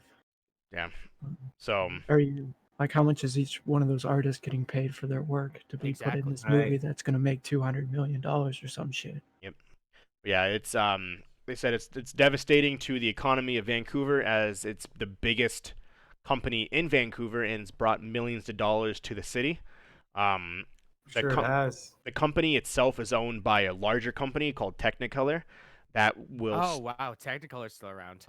that operates multiple branches throughout the world. The Vancouver location is the only one that is closing, and the Vancouver one is specifically the one who made The Lion King and redid Sonic the Hedgehog. Huh. So it also did many years ago X-Files and Supernatural. Mm-hmm. So that's a big Well, hit. that's a shame, but somebody will fill the gap. Yeah. Essentially just going to take, I'm assuming the higher up people will probably either get option for severance or to go to another location throughout the world. Oh, probably. So, Yeah. I would hope that everyone would have a chance to go to other places, you know, Yeah. because 800 people losing their jobs, there's not enough CG, like need for CG artists out there. No. At least close to Vancouver. Last really quick thing, like I was talking about the Golden Globes, the best picture nomination for drama, 1917. It's a movie about World War One. Oh yeah, I hear that's good. The Irishman is a Netflix exclusive. Kojima loves it. Which one? The Irishman. The Irishman. Yeah, Irishman. It has Kojima has a seal of approval. The Joker. It has is my seal of approval. It's the first comic book movie to be nominated in, I think I read like 5 years. The Dark Knight Rises was the last one. That's been more than 5 years then. Mm-hmm. Whenever The Dark Knight Rises came out was the last time. Marriage Story, don't know what that is. And then The Two Popes, those are both like indie movies. Best Motion Picture, Musical or Comedy. Dolomite Is My Name. Once again, don't know. Jojo Rabbit, don't know. Knives Out. Is I need to see Knives Out. that is Chris Evans, aka Captain America. That is his first movie outside of. Fucking everyone's in it. Yeah, there's a bunch of people in that movie. Supposedly it's phenomenal. Once Upon a Time in Hollywood. That is the movie with Leonardo DiCaprio and Brad Pitt. Leonardo DiCaprio plays. It's the same time as Charles Manson. It's basically inside the movie is a hidden story about Charles Manson. Charles Manson, I guess, is actually in this movie. And then Rocket Man, the movie about what the fuck is Elton John. And then going down really quick to Best Animated Movie. I feel like Disney themselves does have a good shot to win. You have Frozen 2, How to Train Your Dragon 4, The Lion King, Missing Inc., and Toy Story 4. So they have 3 out of the 5 movies. Yeah, they have a good shot. Yeah. It'll either Toy Story, maybe. Pixar has won every time they have a movie. So, but it didn't do as good as Frozen 2. Frozen 2 made $1 billion already, by the way, for those who didn't know. So that's all in January. Large company makes more money. Fuck. Company also owned by Disney makes more money. So let's get into some gaming news. Nice. All right, let me pull up the news. All right. What are we doing? What are we talking about first, boys? Let's get into some gaming stuff. Let's do what all do you have? So really, I have one story that's kind of out of the way somewhere, and then I have State of Play, the Sony State of Play, and Nintendo Indie World. Do you want to do the non-bundle of stuff first? Like we could do it kind of in chronological order. We could do whatever like one-off news we have, and then do State of Play, Indie World, and then Game Awards. Let's do it. Okay. You want me to go first? I could get mine out of the way real quick. So over the week, Sony. This is from The Verge. Sony Entertainment and San Diego Studios, the subsidiary of PlayStation, made a deal with the MLB Players Association, saying that the pretty big highly regarded sports franchise. MLB The Show is going to be coming to other game consoles as early as 2021. So apparently, partnership between Players Inc., the MLB Players Association, Sony Interactive Entertainment, and San Diego Studios. Pretty much when making the negotiations to extend the exclusivity contract of these other games, or for more of the MLB Show series being a PlayStation exclusive title. One of the deals was they had to go cross-platform. So this isn't the first time a Sony game has gone to other consoles. As we know, Death Stranding is coming to PC next year, which is a Sony game. Yeah, so finally, for all people who like baseball, like me, finally they're getting an actual baseball game and not some shitty 2-bit baseball game. So that's pretty neato. And like everyone's kind of hyped about it. Nintendo of America tweeted about it. Phil Spencer's hyped about it. So I highly doubt that decision was Sony's. Because it's Sony. Yeah. But still though, it's nice. Maybe that will help kind of edge Sony into saying, hey, you know, we're fine with our non-grade A titles going to other systems. Like I don't think we'll see like an Uncharted game on Xbox or Nintendo anytime soon, or God of War, but things like you know, MLB The Show, or things like Tearaway, or Untitled Goose Game. We'll talk about that in a bit. That's not a Sony game, by the way. Yeah, that's true. So hopefully, you know, we'll see some more like their B team stuff kind of go off to other systems, because it's only a win-win for everyone. That's it. You want to keep going? You want Mark to throw one out there? I mean, I have nothing else. That Okay. literally, other than those other two things, this is it that I have. Okay. I have a couple more things than Mark, so I'll do one, then you can go, Mark. Twitch is joining the realm of giving people contracts. They originally said they were not going to. They were not going to do it because they are the biggest platform, so there's no need for them to do exclusive deals. They broke the promise, and they did. They have officially signed Tim the Tatman, Dr. Lupo, and Lurk to exclusive deals, multiple million-dollar deals for them to stream only on Twitch, to not leave, to go to Mixer, to join Ninja, to not go to Facebook, to not go to YouTube, or PewDiePie is on, what was that? D-Live. D-Live. So yeah, each person now has, each basically major streaming company has exclusive streamers. Contracts but for Tim the Tatman, Lupo, and Lurk are rumored to be equivalent to what Shroud and Ninja got, which it is rumored they got up to around $50 million to exclusively stream on their platform. I don't know if they will get as much because they have all their followers. They keep all the followers. Yeah. They don't lose any followers by going to Mixer. But from what I was told, they are both getting multiple millions. It's a multi-million-dollar deal. Well, they can pretty much give whatever they want because they got that unlimited Amazon money behind them. Yeah, so it was to keep them off of Mixer because they are good friends with Ninja, and Ninja has been pushing them for them to go. So I'm assuming one of them made a call and was like, hey, man, do you want to lose 3 more of your top streamers? And Mixer is probably like, not Mixer, Twitch is probably like, fuck. Okay, so we lost Ninja, who's the biggest.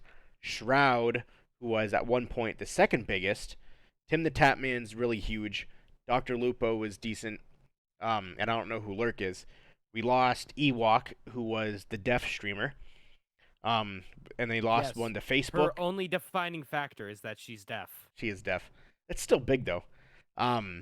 She's a phenomenal Fortnite player. But once again, so it's like, shit, okay, do I make deals or do we just let them leave? And they made deals. Did you guys see the the video that Dr. Lupo tweeted out about him announcing that he signed to Twitch? That was Because fucking hilarious. it's pretty top tier. Yeah. He basically is just sitting at having a fireside chat, and he's like, "Hey guys, Dr. Lupo here. And some of you guys may have been thinking, what's going on with me?" And he's like talking a little bit about it. And then at the end, he's like, "So why did I choose to stream exclusively on Twitch?" Well, the money. That's plain and simple it. The money. Hey, at least he's fucking honest about it. Anyways, he does a And lot not of like Ninja. he does a lot of St. Jude stuff as well. He did come out after that and release another one saying his opportunity. He's raised over $5 million to St. Jude by doing charity streams. Mm-hmm. So It's just easier for everyone. yeah, so that's Staying on one of the reasons he did. You can go, Mark. I'll be right back, by the way. Okay, so Apple's been shipping out its new MacBook Pro recently. The cheese so grater. You can pick up the new MacBook Pro for $6,000. Yeah, the good old $6,000 MacBook Pro, the big ass cheese grater one. Fun thing is that it doesn't come with wheels. It has like regular just little feet. If you want to get wheels, they're $100 a pop. So if you want to get 4 of them, it's $400 for the wheels. Yeah. Oh my god. You gotta love that. You gotta love the $60,000 option with 1.5 terabytes of RAM. Yeah, 4 graphics cards. It's not like they have a $53,000 version of this computer, and $400 really puts you back. Yeah. You know, I was going to spend $53,000 on this computer, but I don't know if I could swing the wheels. It's I don't upgradable to 1.5 terabytes of RAM, I believe. Yeah, I think it's like $59,000 for the quad GPUs and 1.5 terabytes of RAM and the Xeon, was it 32 core processor? Yeah, they don't tell you what number it is. Even if you get the most expensive one, they don't tell you what processor it is. Yeah, that's a very Mac thing to do. Yeah, that's an Apple thing. I guess I'll move on to my next one since Walker isn't here. But what about the $6,000 monitor that requires its own cleaning cloth? That if you want to clean it, oh my gosh. Okay, so in the user's manual, what they recommend to clean the cleaning cloth is to put it in some warm water, squeeze a little dish soap in there, and let it soak for 24 hours. So you could clean your monitor. Yeah, so you could clean your monitor. Some real R&D went into that. Yeah, and you can't buy it anymore if you lose it. It's probably going to cost $100 for that cleaning cloth, though. No lies. That's nuts. That's crazy. Doesn't surprise me though. It really doesn't. And $1,000 stand too for the monitor if you don't want to mount it. It's great. You can get the $5,000 Pro XDR display with the $1,000 upgrade of nano texture glass. Mm-hmm. Nano texture, huh? I guess liquid retina, man. Durable. Yeah, I don't know. Liquid retina 8K monitor, dude. Imagine playing Fortnite on it. Oh man. You could feel the pixels. This shit's 16K resolution. Oh shit. Oh. So I guess I'll go on to my next story. Looks like Microsoft is releasing their first Office app on Linux. Ooh, wow. Within the last week, they are releasing their Microsoft Teams package into public preview, which is creating Linux packages in the .distribution and .rpm formats. So if you're able to install those, you can pretty much install the entire Microsoft Office suite on your Linux machine. Interesting. Now I wonder. So are we going to see them charge the same amount for that? Probably. Yeah, I don't see why not. It's an online service, so it's like Office 365. You just have to log in and get access to it. So, yeah, I would assume so. Yeah, good old office coming to Linux. It'll be a good time. Nice. Nice to see that something's finally coming over there. You're gonna have a good time. Walker, You do you can want finally to use that? or do you want me to? I got a couple more. Uh, Where we at here? Supposedly there's an Easter egg. You're an For Easter egg. I don't know if I should talk about this or wait till the state of play. An Easter egg in a Well, game that gives you the voice of the villain for a game that's coming out next year. Oh, Number 2 to okay. 3. Let's Okay. wait. Let's wait for the state of play All for right. that one. So The worst kept secret in video game, or worst kept secret in video games. I don't know what the fun is about photo modes, but Star Wars is coming out with a photo mode at the end of the week, and so is Red Dead Redemption 2. All right, so Red Dead Redemption 2 doesn't make any goddamn sense why there's a fucking photo mode in it. Yeah, this comes Oh, out at the end of the week on PlayStation 4. Like, it doesn't make any goddamn sense. What's the point of you it can- though? What's the point of like last week there was like 2 games Cool that are having it pictures. too. Yeah, you can. I mean, you can take some really nice Fucking pictures. God of War has it. Yeah, that's what I'm saying. Why? Fallout 76. Yeah. Well, you do, I mean, it can GTA. other makes people sense, though. can other people in the game see it? No, but you can post them on Well, the- social media and stuff. Yeah. Oh, I wasn't sure if it was like okay, I'm gonna Sounds like take what it you right said. here. Does someone else go to that spot Like- and can they see my picture? No, Like, the probably not. That'd be cool. The That would be only cool. game that I see that actually the photo mode made sense in was Final Fantasy 15. Yeah, because even Because that entire thing was just a road trip game. You know, it was just a bunch of buds hanging out, taking a very long road trip, fighting for their lives, as all good buds do. I mean, Well, how even many in- times have we done that? Yeah, that's true. Assassin's Creed Odyssey, like they had a photo mode in Well, it. Like that that makes seems no to be. fucking kinda- sense. It's kind of Kingdom like Hearts. what you were saying earlier, though. I mean, the one game you can post it right to Twitter. Oh, okay. It's You just wanna for really show promoting. off the game. Yeah, and so you can show off what you did and what you're doing. Well, at least, okay, Kingdom Hearts 3 makes sense because you have a fucking cell phone in it. Well, yeah, and you also it's an achievement too. You gotta find Mickey Mouse's ears. Yeah. They didn't Same have thing like with as if they fucking did not Wind have Waker. high definition photo edit like capturing capabilities during Red Dead Redemption times. Like Oh, yeah, no. you so act when like this is take- such a look, far fetched You set concept. up a camera and because shit. because Yeah. Red Dead 2 is all about realism. Yeah, Wouldn't that know, be because funny if the you horse did? You had to. testicles shrink in the Wouldn't cold that weather. be- But Wouldn't like, that be funny, okay, though, so if you had have to go to pick up like a camera and set it up and and wait like 15 minutes for the Yeah. photo to take a picture. And then and you have the Yeah. giant glass out. light the thing. Smile. Just Shh, stand poof. still. You had to Well, do no, they the don't- fucking they- explosion. they don't smile because it takes so long for it to take the picture. Yep. Oh, Yeah, That's the, why Yeah, everyone it'll looks hurt. very like meh or angry. the glass because they've been explosion waiting for, because like, they had fucking the 5 gunpowder they had to use to do everything. Give me a second, guys. I'm gonna take a picture. I think this background looks cool with my horse. Give me a minute. The original selfie. Yeah. So Red Dead Redemption 2 is getting a photo. The original selfie. I don't know.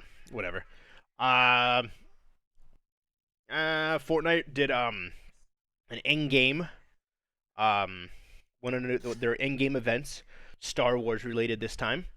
They did it already, or they're Fortnite. doing it? They did it yesterday. They announced it at the Game Awards. Yeah, I Yeah, I've posted seen the a link. announcement. I'll post it again, or you just YouTube it. Star Wars Fortnite event. Essentially, it starts off.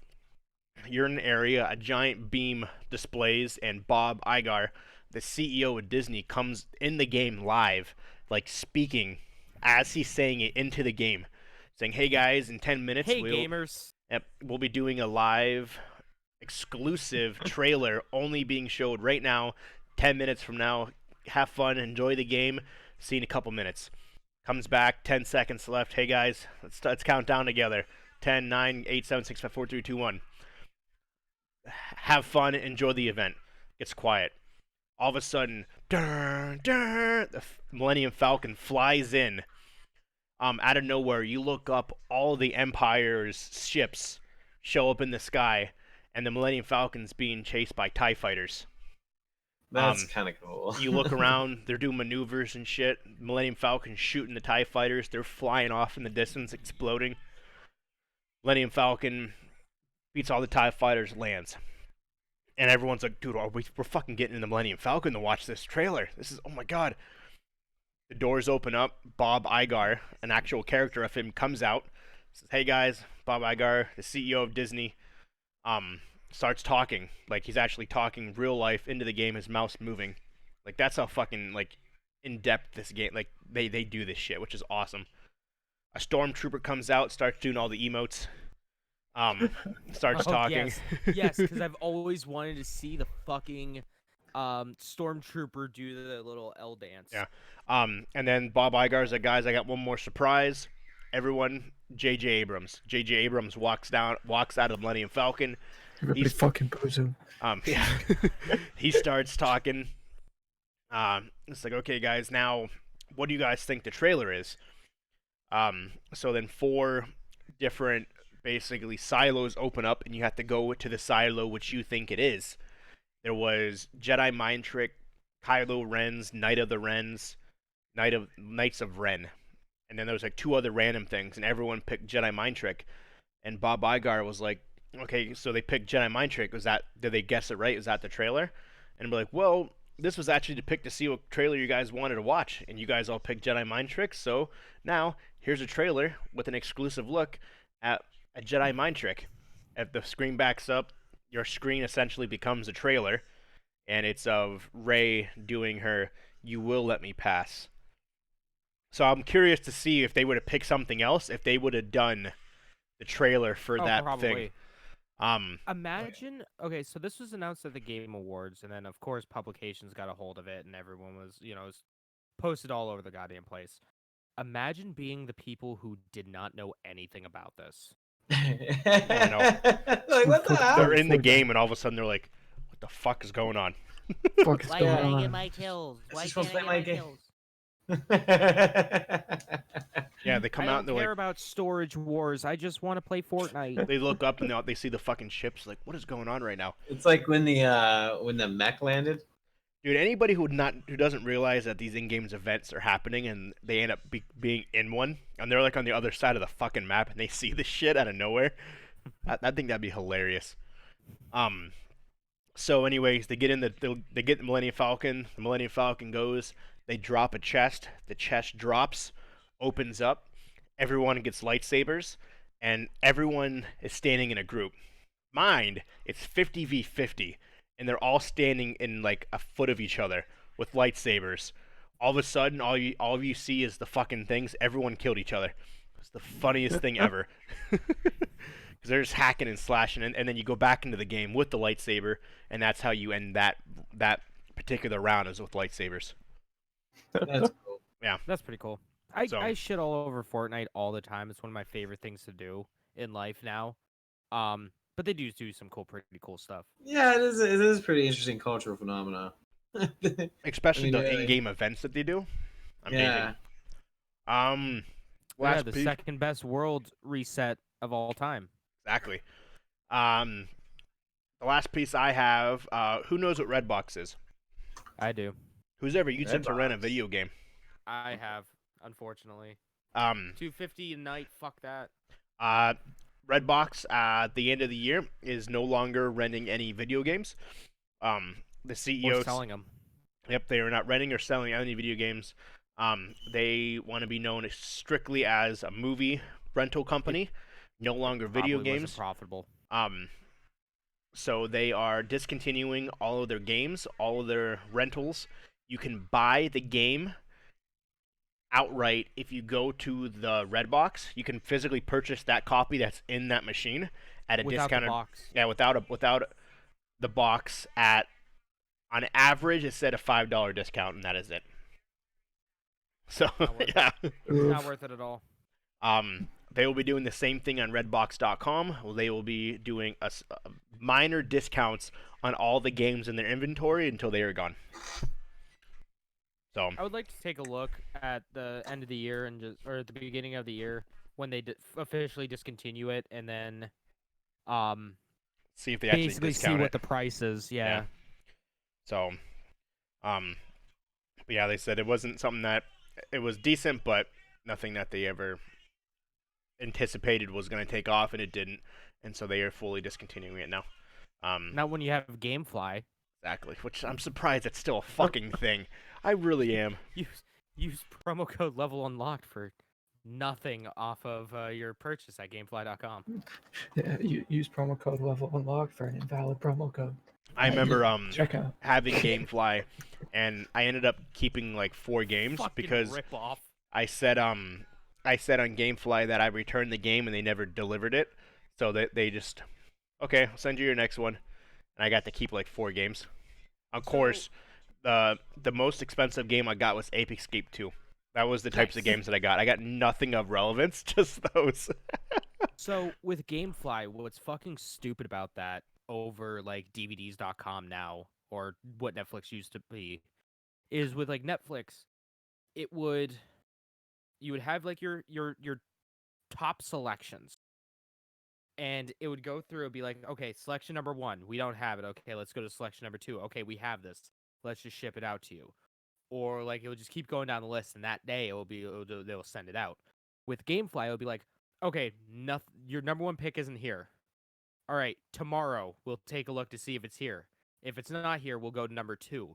Okay, tomorrow number 2 isn't here, so we're gonna go back tomorrow, check to see if number 1, number 2, and then go to number 3.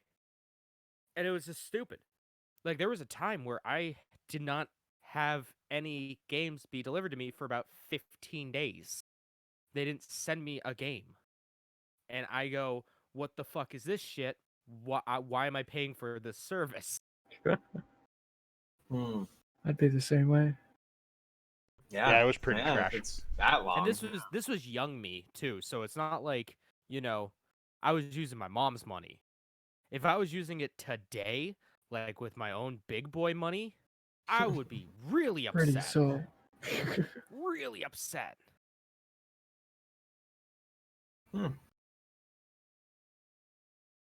What anything else? else, Walker? No, I'm good if you want to go, Mark, and then we can go to State of Play, and then the Game Don't worry, Walker. Awards. Don't worry, Sure. Walker. You'll be able to eat a lot during my segment. I got some stuff I'll add, so don't worry. You'll be able to eat a lot, though. I never said I was eating, by the way. Just throwing that out I there. can fucking hear you muck-gabbing. Yeah. Yummy. Nom, nom, nom, nom, nom, nom. I feel that. Okay, so my story. Looks like the Outer Worlds is going to be getting DLC next year. That's The fun. Obsidian social manager named Sheila, I guess, Hi, Sheila. after the Video Game Awards said they appreciated those who supported us for the Game Awards and their support, etc. The reception of the Outer Worlds has been unbelievable to see, and just being You didn't see that. nominated means a lot. However, the journey isn't over for us yet because we're excited to announce that we'll be expanding the story through DLC next year. Details will be made available at a later date. Good. Hopefully that it's actually good. Unlike Yeah. the last half of the game. Let's hope they actually take some time into it. I don't know. Yeah, Like, the last The- half was good. It was just very rushed, I felt. Mhm.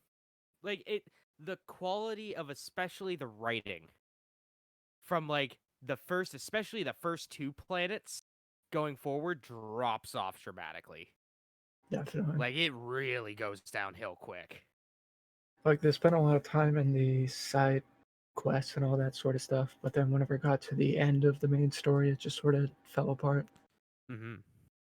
That's That's interesting. all. I didn't know Yeah, that's how the Outer Worlds goes. It's not a bad game. Apparently, I should play it over again, but I'll get there. I just don't really have the appeal One of these for it. days. Yeah. One of these years you'll get back to it. The last story that I have, I just found this not too long ago, so it's not on our list here. It's the expected dates for the next Steam sale. According to a source that predicted the Halloween sale, they're saying that the Steam Winter Sale should start on December 19th, according to the leak that predicted the Halloween and autumn sales. And then, yeah, so on the 19th, about 4 more days, we'll see another Steam sale come around. Nice. That'd be nice. that would be nice. Looks like that's all I got for news. All right. Buckle in, boys. We got a lot. Yeah, we For do. me. Now, Oh, segue to buckle in. Sony State of Play. Make sure to go use the bathroom now. Grab your drink, grab your water, anything that you need right now. You want 'Cause to explain what the we're- Sony State of Play is for those who don't know? Yeah. While everyone is in this intermission part. So the Sony State of Play is basically their Nintendo Direct. Pretty much just a 20-minute tease of some stuff that's coming out. Easy peasy, right? They tend to pack it all in, and it looks exactly like a Nintendo Direct. Like, not even joking. Like, they're not even subtle about it anymore. They gave up on the subtlety that they're just ripping off the Direct. So Untitled Goose Game is coming out on the 17th, so pretty much by the time that this podcast gets uploaded, it'll be out. Hype. So You can that'll play be it nice on to see. the same day also. It is coming to Game Pass. Yeah, Xbox as well. So get ready. I don't know, guys. Should I speed run it on the Switch or on the PlayStation? Wouldn't it be easier on play? Well, you have it on the computer too, so you got realistically every option. Yeah. It's coming to Yeah. Game Pass, so you can just play it for free. Well, Game Pass for PC or Game Pass for consoles? That's the question. Click the article and find out. Because, I'm still working on that world record percentage. Still trying to work on those glitches. Trying to master those. They then showed off a game called Spellbreak. It's Xbox One launch. Okay. They showed off a game called Spellbreak. Yeah, because it's on the Epic Game Store. Yeah. So it wouldn't be on Game Pass or PC. They showed off Spellbreak, which is a new battle royale. Ooh, another goddamn battle royale that's gonna die in a few months. Big thing about it is that it uses magic and spells and stuff. Takes place in kind of a high fantasy, medieval setting. Some flying and stuff like Anthem. One of the cool things is that the environment is kind of affected by the spells. So one thing that you can do is you can use an ice arrow to shoot across a stretch of land, and it creates a whole ice on the ground, and you could skate on it for extra speed. So that's that's pretty cool. cool. That sounds like some pretty clutch movement tech there.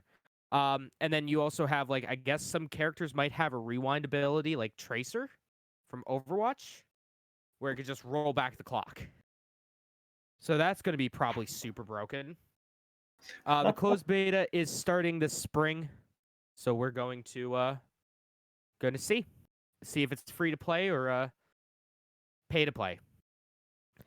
Talked more about Dreams, the very ambitious game about making your own game or making pretty much your own anything anymore at this point. We talked about one of the things where someone remade the demo, the Final Fantasy VII remake demo in Dreams. Yep. It's been in early access for a year now.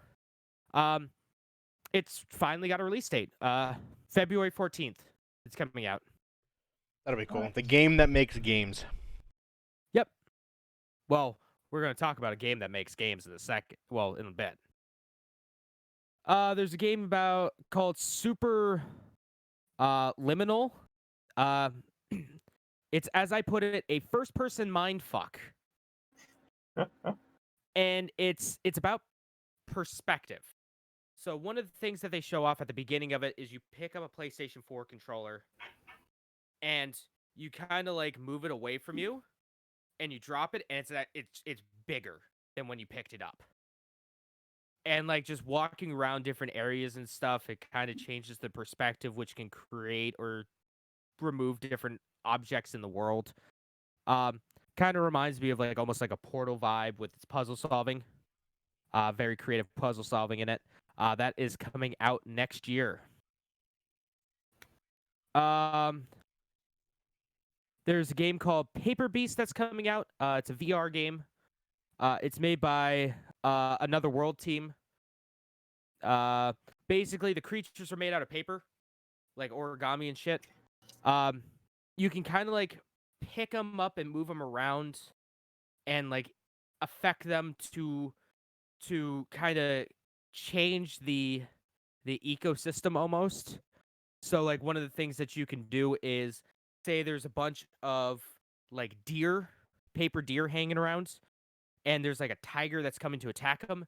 You could slap like a ball and chain on the tiger so it lets the deer get away. Or like if there's a bunch of them trying to get up a hill, a bunch of like deer trying to get up a hill, but it's too muddy, you can like drop some stuff down to give it more traction so they're able to like climb up it. That's coming out the first quarter of 2020. Kingdom Hearts 3 Remind. So my You're not excited. No, I'm just looking over my notes again. I'm gonna read my notes verbatim. Square characters. Sora is lost. Hearts are all connected, like strands. Oh my god, is Sora a part of Bridges? Is Sora a repatriate with Dooms? By square characters, I mean Eris. That's all they showed. 123.20.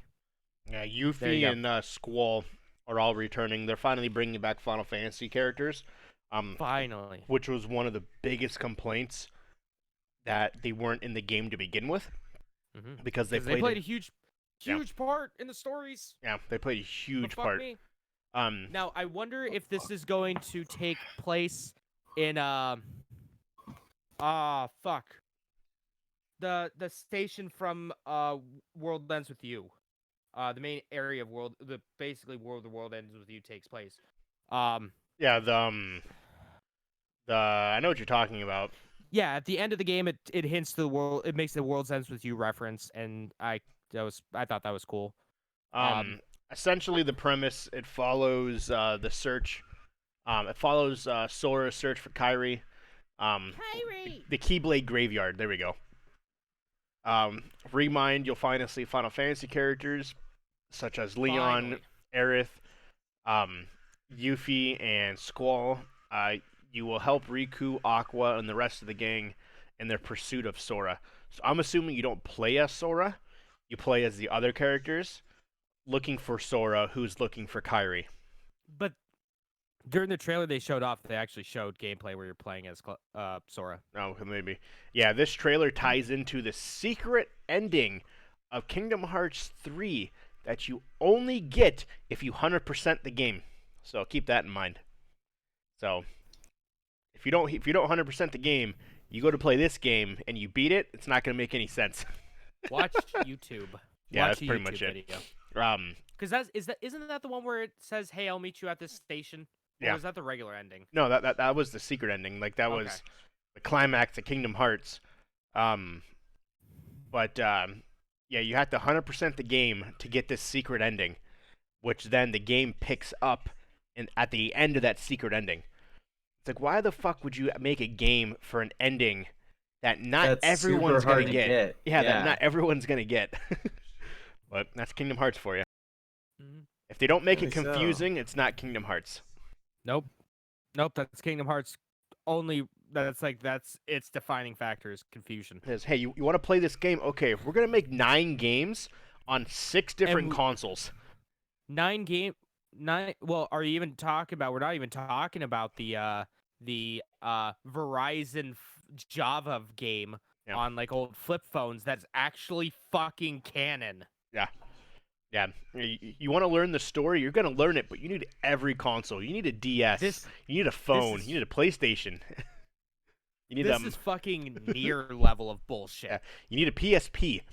At least you don't need to listen to a radio play, see the live orchestra, and there was another one. There was another drama. Read the book as well to get the full story. Good old Kingdom Hearts. Oh, and beat the game like 7 times for both games. Then they talked about Predator Hunting Grounds. Showed off that the Predators have different weapons and classes. They basically just focus solely on the Predators here. Coming out 4/24/2020. Almost 4/20. Then they talked about Babylon's Fall. It's a new game by Square and Platinum, the new Dream Team. It's a fucking Platinum game. So if you're familiar with Platinum, hacky slashy, wonderful goodness, Bayonetta, Astral Chain, Nier Automata. It's a Platinum game. That's the best way I can describe it. I like it. So then, they go, hey guys, next we've got a special showing for the campaign mode of Project Resistance. And I'm like, oh, cool. Project Resistance, for those who don't know, is the new Resident Evil game where it's the 4v1 asymmetrical multiplayer game. That's really fun that I took a look at earlier this year. So it's a campaign reveal. Takes place in Raccoon City. Looks like it happens before the events of RE2. But wait, hold on. You play as Jill Valentine? So wait, is it a prequel to Resident Evil 3? This trailer was And then awesome. it just goes Resident Evil 3. And I go, oh, never mind. It's just the RE3 remake trailer. Yep. The worst kept secret in gaming right now. And you weren't supposed to know that was being released, damn it, until that day. No, because we all knew it. Yeah, we all did. knew it was a thing. Yeah, So- that'd be the next one. RE3 make, as I'm going to call it from now on, RE3 make has been confirmed. Project Resistance is going to be the multiplayer mode for it, which is pretty solid. I think Project Resistance probably could have been its own budget title game for like $30. I honestly But- thought it was going to be. And that's what I thought too. And then they talked about campaign. I'm like, oh, is this going to be a full $60 game? Interesting. But it's coming out 4/3/2020. So April's going to be a rough month. March and April is going to be a rough month for me. February, March, and April. February, March, and April are going to be rough months for me. All starts We- with Final Fantasy VII Remake, and then every, like, fucking 2 weeks, another big-ass game comes out. Let me take a look right quick while you guys talk real quick. I'm going to take a look at my pre-orders on Amazon. No, it's going to be a huge year. I'm excited for that. I've been thinking, I'm like, fuck, I really want to play that. So now I got to go back and play 1, and I got to play 2. I started 1, Resident Evil 1, Oh, Resident Evil 1. Are you playing the remake? the remake. I bought it, It's so good. but I left It's it in so good. Pennsylvania because I Oh, got I'm stuck. sorry. I got like there was an area where I leave a door, but they added new zombies that are basically Yeah. that fucking chase you down that sprint. The Crimson Heads. Oh my Yeah, god, shit's that fucking don't scary. die. Motherfucker is outside my door at all times. Mhm. So I essentially had to open the door and fucking juke him out, go around him and try to leave the area. And I couldn't. Yeah, I could never do it. So I'm just like, fuck it. And I just stopped playing the game. So March 31st, 2020, Persona 5 Royale comes out. March 20th, 2020, Animal Crossing New Horizon comes out. Hey, February 11th, 2020, the Yakuza Collection Physical Edition comes out. April 16th, 2020, Cyberpunk 2077 comes out. March 3rd, 2020, Final Fantasy VII Remake comes out. And that's all that I have pre-ordered right now. And now fucking RE3 Make comes out on the 3rd. Yeah, there's so many games, and if you're into it, in like 3 weeks in January, the first week of January, Dragon Ball Z Kakarot. I have that pre-ordered fucking too. God damn it. It's gonna be expensive first half of the year. That's all I know. And last half. The first half is going to be stupid expensive, and the last half is going to be even more expensive. At least it gives you like a 2-month gap to save up for the PS5 and the Xbox Series X. No, more than 2 months. Like an Yeah. entire fucking year. Yeah, that's true. You got Because couple that comes months, out half a- holiday. Yeah, you're right. That You're got right. like a solid 8 months to kind of save up money and go into massive debt. Recoup the savings and then just be broke again. And then Ken Kutaragi, the father of PlayStation, comes out, thanking people for 25 years of PlayStation. Kind of hoping that they would show off, like, you know, hey, here's a new limited edition PlayStation 4 that you could buy. That I would be like, fuck it, God damn it, I needed a new PlayStation 4 Pro anyway. But no, he didn't, thankfully. Then they say, finally, here's something you've all been waiting for. And I go, sweet, what is it? Is it Ghost of Tsushima? And it starts off in a beautiful land with a bunch of yellow trees. And I'm like, huh, what is this? And then it just says in the title, or in the middle of the screen, Tsushima, Japan. And I go, oh, it's Ghost of Tsushima. And I thought that was a fucking shock, but okay, cool. And then it shows a little cinematic trailer of these samurai walking down a road, and then there's the Ghost of Tsushima standing there at the end, and they go, samurai! Ha! And they're about to attack him, and the ghost throws down a smoke bomb, and the screen goes to black, and says, to be continued. And I go, what the fuck do you mean to be continued? And then it says, more to be revealed at the Game Awards. And I go, fuck off! You're like, yeah, you're gonna come back in 2 days and see the rest. And that's how the PlayStation State of Play went. Going back to Resident Evil, do you think Resident Evil 3 will be as good as 2? Oh, yeah. I see. You Okay, think it so can be they're better? they're releasing another bit. No, it's not gonna be better because Resident Evil 2 is a much better game. Story wise, at least, they're releasing another big collector's edition for Resident Evil 3. And I was talking to Mitchell about this today, and he's like, "So did you pre-order it yet?" And I go, "No, I'm not going to pre-order it. I don't have any emotional attachment to Resident Evil 3. I didn't play Resident Evil 3 until maybe 8 years ago. I have no emotional attachment to that shit.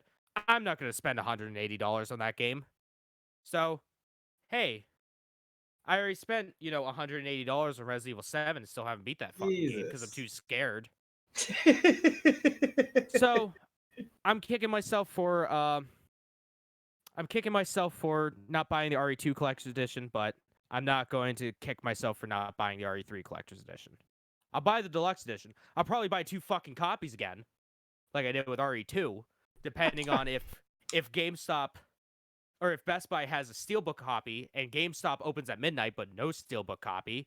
I'll buy them both. It's a lot of I have a dedication. problem. That is a lot of dedication. I have a problem. Some say dedication, some say problem. Tomato, It's tomato. an actual problem. It's gaming though. It makes sense. It's understandable. I mean, it's your thing. Resident Evil and Yakuza. I'll buy them in a heartbeat. Send you a box. So now, fast forward 2 more days. No, fast forward the next day. Oh yeah, a the few next day. hours actually, 24 hours to be exact. Well, no, 28 hours to be exact. To Nintendo Indie World. Another 20-minute presentation. Yep. Talking about the new indie games coming to the Nintendo Switch because the 3DS is dead. And the Switch is fucking booming. Super booming. Super boomer. The first thing they start off with is a game called Sports Stories. It's a sequel to a game that I actually had a lot of fun with called Golf Story. Came out last year on the Switch. It's y'all ever play Mario Golf on the Game Boy Color?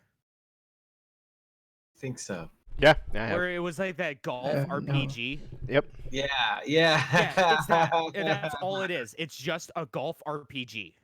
Oh my heavens. Well, Sports Story is adding tennis, soccer, Really? baseball. One of the things is it's like you play baseball with a toaster. You have to hit a golf ball into a goal after being served by a golfer while you're playing tennis. The person you're going up against has a golf club and a golf ball, and they chip it over the net, and you have to hit that ball into a goal. That's fucking intense. It's really fun. Like, Golf Story is really good and really charming and fun. It's just a damn shame it's only on the Switch and not on PC. Because I want more people to play it. because it's really good. That's coming out. Sports Story's coming out mid 2020. Showed off Streets of Rage 4. First half, it's Streets of Rage. Everyone knows Streets of Rage. First half of 2020. Gleam Light is a really interesting Metroidvania game, like a la Bloodstained or Hollow Knight, that kind of stuff. It's got this beautiful stained glass motif to it. So What's the it whole called? art style is like it's called Gleam Light. Gleam Light. So it looks like a stained glass painting. I like those type of games. It looks beautiful. It reminds me a lot of those like the Ubi Arts games with like where they use like it's a little bit more creative, lower budget games, more indie games that use a really beautiful like almost hand drawn art style. But this is all stained glass. GLEAMLIGHT.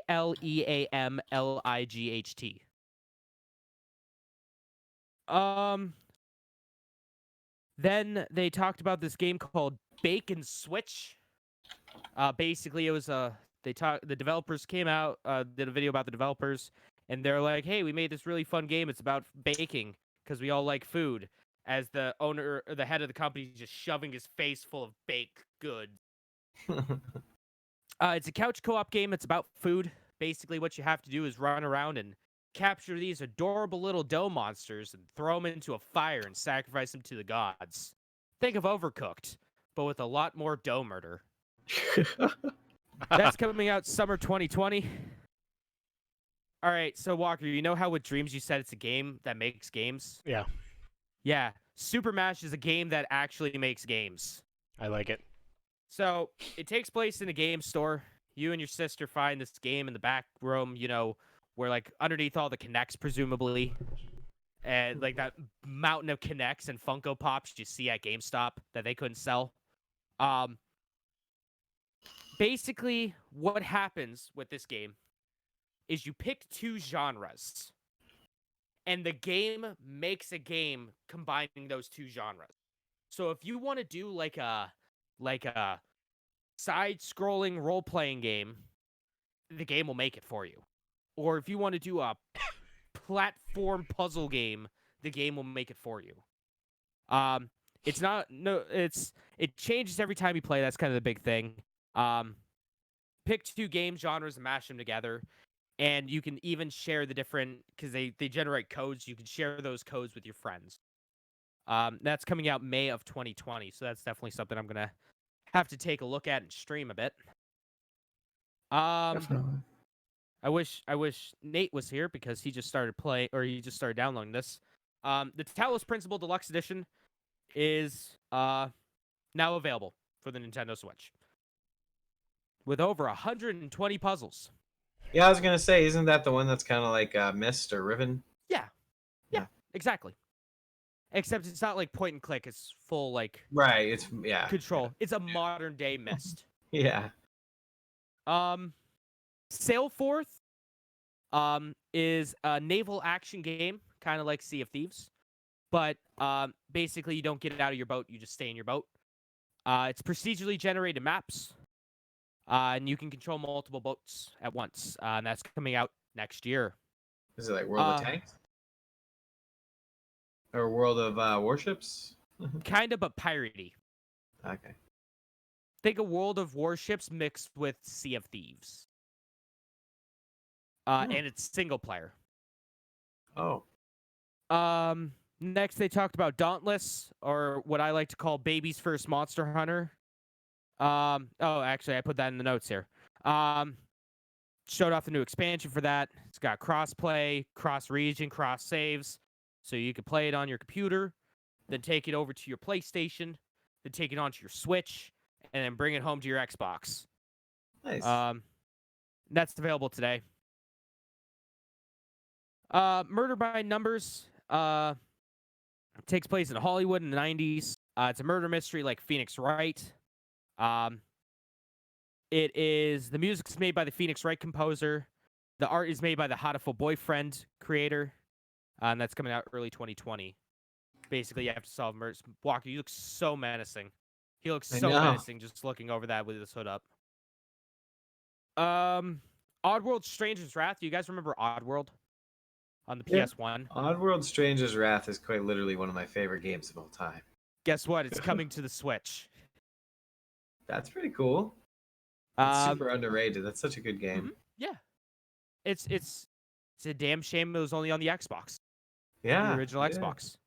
Yeah. But the HD remake is now. It's also the HD remake's available on like Steam now. It is. It is. It's good to see that there's a new generation of gamers that are going to be able to enjoy the story. Oh yeah, it's also on like phones. What?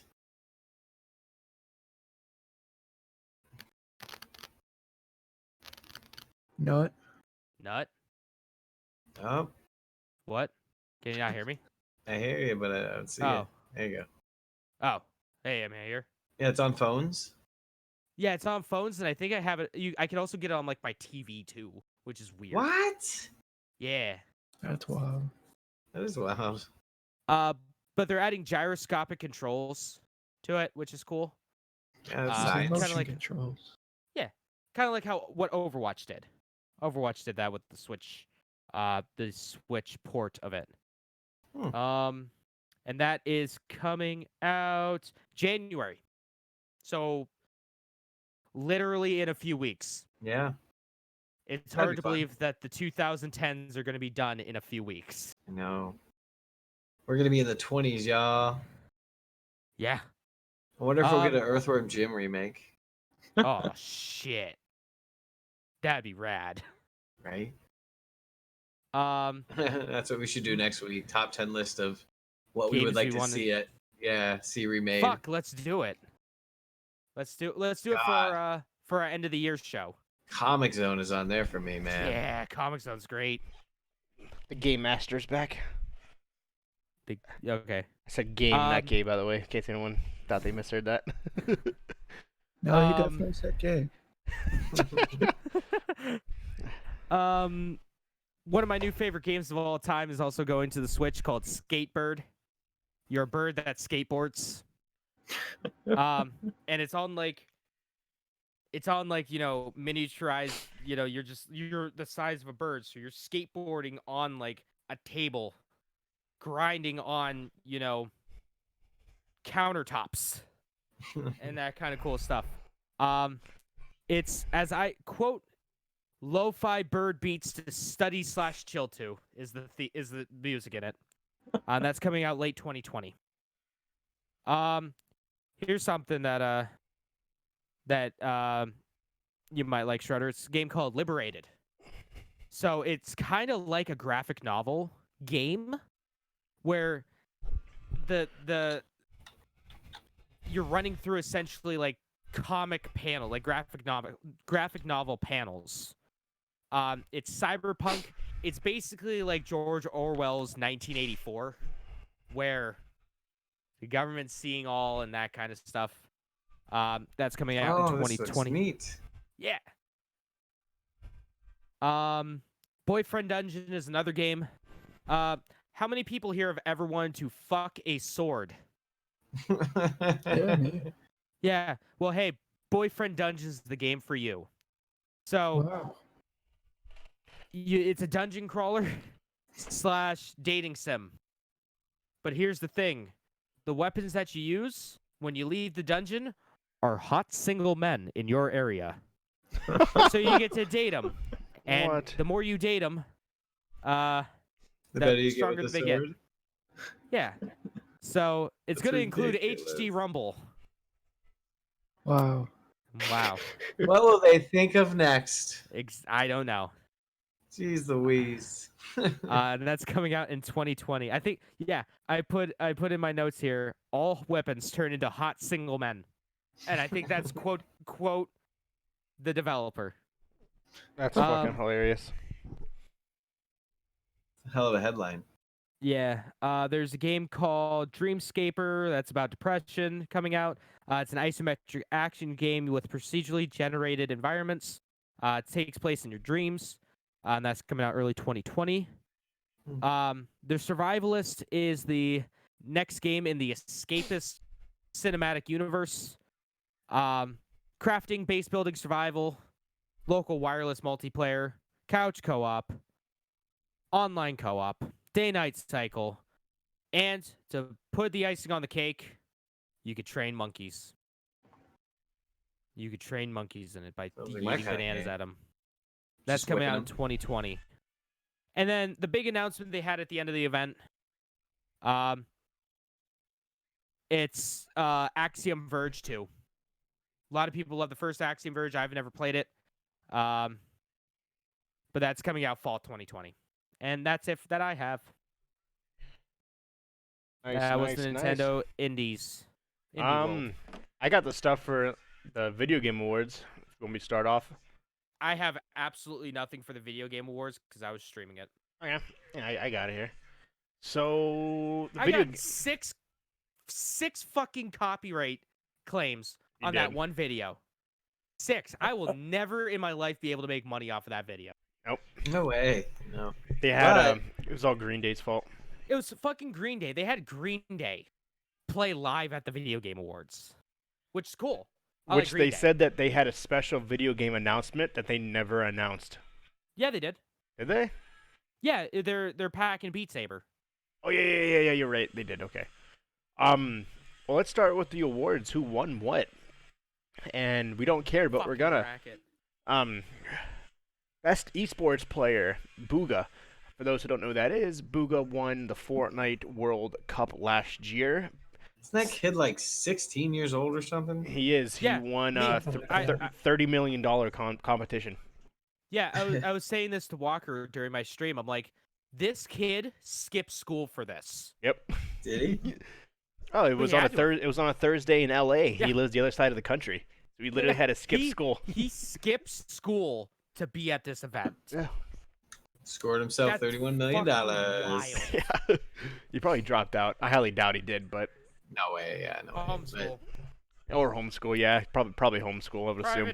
Well, he can fucking afford a private tutor at this point. Yeah, I'm assuming he probably does homeschool now from this. Best esports team, G2 Esports, the League of Legends team that's actually on TV. Don't know any of these. Best esports event, the League of Legends World Championship. Best esports game, also League of Legends. Best action adventure game, Sekiro: Shadows Die Twice. Yep. Best game direction, Death Stranding. Mm-hmm. Best indie game, unfortunately, it was not Untitled Goose Game. Fucking racket. It was Disco Fucking riding. Asylum. Disco Elysium. Elysium, yeah, my bad. Although I hear it's fantastic. I need to play it. Although The Muppets were there. the Muppets were there presenting the award and they showed off the Untitled Beaker game. And Beaker now was I getting want that chased as by a the thing. goose. I want that as a thing That- now. Somebody will eventually. If it's not Oh. a thing, it will be a thing. It will be a Yeah, thing. they They put- need to I will pay money for that. Yeah, That'd crowd. be cool. The crowd was actually hyped for it. Yeah, it's Beaker in the game getting chased by the goose. Just have that level. Yeah, Well, no, it he put wasn't- VR goggles on and it put him Yeah. in the game. Beaker was the Untitled Goose. Yep. That was funny. That was awesome. Best role-playing game, Disco Elysium, which a lot of people were shocked. Well, no, didn't best role playing game? Didn't that win? Didn't Fire Emblem win that? Fire Emblem won a different one. Oh, I'm thinking of something. Best role-playing, Disco Elysium, which people were shocked. They beat Final Fantasy VII, Kingdom Hearts, Fantasy Monster 14. Hunter, Final Fantasy 14, Kingdom Hearts 3, Monster Hunter, and the Outer Worlds. Fresh I mean, out indie of- game, Disco Elysium. What were you saying, Mark? I was gonna say out of that list, like the only one that gave it like really solid competition, I'd say would be the Outer Worlds. Yeah. I Like, don't know. What do you 14. think of role-playing, though? Role-playing oh was yeah, like Final 14. Fantasy. That's Um, true. the freshest indie game, Disco Elysium, won 3 in a row. Best player's voice, Fire Emblem 3. The houses. Yep. My boy Claude. 3 houses, yeah, you're right. Best performance, Mads Mikkelsen as Clef in Death Stranding. Mass Mikkelsen. Mickle, as in like Matt, nickel. yeah, sorry, Mads Mikkelsen. Mass, if you're listening, I got your back, Sorry. homie. He's not listening. Best VR game, Beat Saber. That's a given. Best ongoing game, Fortnite. That was a fucking tragedy. It Who beat. would've That is a guessed? riot-worthy bullshit right there. It beat. I'm surprised no one burned that fucking building to the ground. 14 should have won it. It beat Apex. It beat Destiny 2. It beat Final Fantasy 14 and Tom Clancy's Rainbow Six Siege. Oh, I'm sure that there was probably a few fist fights that happened. It's got a afterwards. huge player base, though. I mean, Yeah, but they're yeah, not really. not they not they for don't that expand award. it as much as 14 does. Best Yeah. multiplayer game, Apex Legends. Best mobile game, Call of Duty Mobile. I think my whole thing during that award speech that Apex Legends that respawn did for Apex Legends was me just screaming, "Give us Titanfall 3, you cowards!" Best sports / racing game, Crash Team Racing. It's fucking awesome. Microtransactions the game now. Best family game, Luigi's Mansion 3. Best family game had only Nintendo games on it. Yep. Well, All that's all they 5 of them do. were Nintendo games, Nintendo exclusives. That's all they make. Yeah. Games for Impact. Basically, it's a category where your choices change the game. Grease. No, it's games that talk about social and political issues Oh, yeah. and different things, like games that have a more underlying tone to them, like Yeah. more impactful. Best action game, Devil May Cry 5. Yeah, buddy, the darkness of light falls around my soul. Best art direction, Control. Content creator of the year was Shroud. Best strategy game, Fire Emblem. Oh yeah, that's what it won. Best They beat out Total War. best audio design, Call of Duty Modern Warfare. Fucking travesty right there. Best fighting game, Super Smash Bros. Ultimate. Best narrative, Disco Elysium. Best score / music, Death Stranding. Best community support, Destiny 2. And the be-all game of the year went to Sekiro Shadows Die Twice, which everyone's jaw dropped when that game won. It beat Control, Death Stranding, Resident Evil 2, Super Smash Bros., and The Outer Worlds. I think there were a few boos in the crowd. I thought I heard a few boos for that, because that was just the biggest just right hand turn from everyone's expectations. I think the only thing that would have made people go, "What the fuck?" more is if The Outer Worlds won. Yep. So yeah, that was very, very, very unexpected. The worst of the FromSoft Souls games won Game of the Year. Yep. Some of the trailer-wise news and everything else. A lot of the big announcements. I'll release. They had so many fucking announcements. Oh, they had a ton. It was so every many times I went. Yeah, every world other premiere. award was like, yeah, exactly. Yeah. World premiere. World premiere. We'll talk about World Microsoft premiere. last. Yeah. Oh, because that World was premiere. that was a big shocker. Yeah, you know what it was? It was a world premiere. Was a world premiere. World Yeah. premiere. That I don't no even know one if I saw saw that one because I left you guys. You did. Yeah, you did. So we'll start with World Senua's premiere. Saga, Hellblade 2. Oh yeah, the first game announced for the new Xbox. That is, it's a sequel from Hell's Blade for those who played it. Mercy. I hear it's good. I hear from everything that I heard. Nintendo, the guy said this is probably something you weren't expecting, but we're gonna show it to you. Bravely Default 2 is coming next year to the Switch. No, to the 3DS. Sorry. No, it's coming No, to it the is Switch. the Switch. Yeah. Yeah, the original was on the 3DS. Yeah. Bravely Default 2, a Final Fantasy game. It's a Final No, Fantasy it's a style game. Style. I thought it was Crystal Chronicles at first, Yeah. which made me go, "What the fuck are you thinking?" PS5 has its first game. It is called Yep. It's called Godfall. It's basically Borderlands, but with swords. Yeah. Was how I described it, and I nailed it on the fucking head. The graphics look phenomenal, so that was pretty cool. So But yeah, you gotta think too. That's like all pre-rendered stuff. Yeah. It might be in engine, but like, it's all pre-rendered. Yeah, so that was a big game that they announced. Ah, fuck, my computer's glitching out. No. The studios behind PUBG announces Prologue. The next release from the team behind PUBG is called Prologue. It's a giant mystery. All we know that it exists. If you watch the trailer, essentially it's just you and woods. That's So speaking of PUBG, that's now on PlayStation now. By the way, fun fact. Is it? Oh, So nice. I can play PlayerUnknown's. Mortal Kombat 11 is getting 2 players. The Joker and Harley Quinn.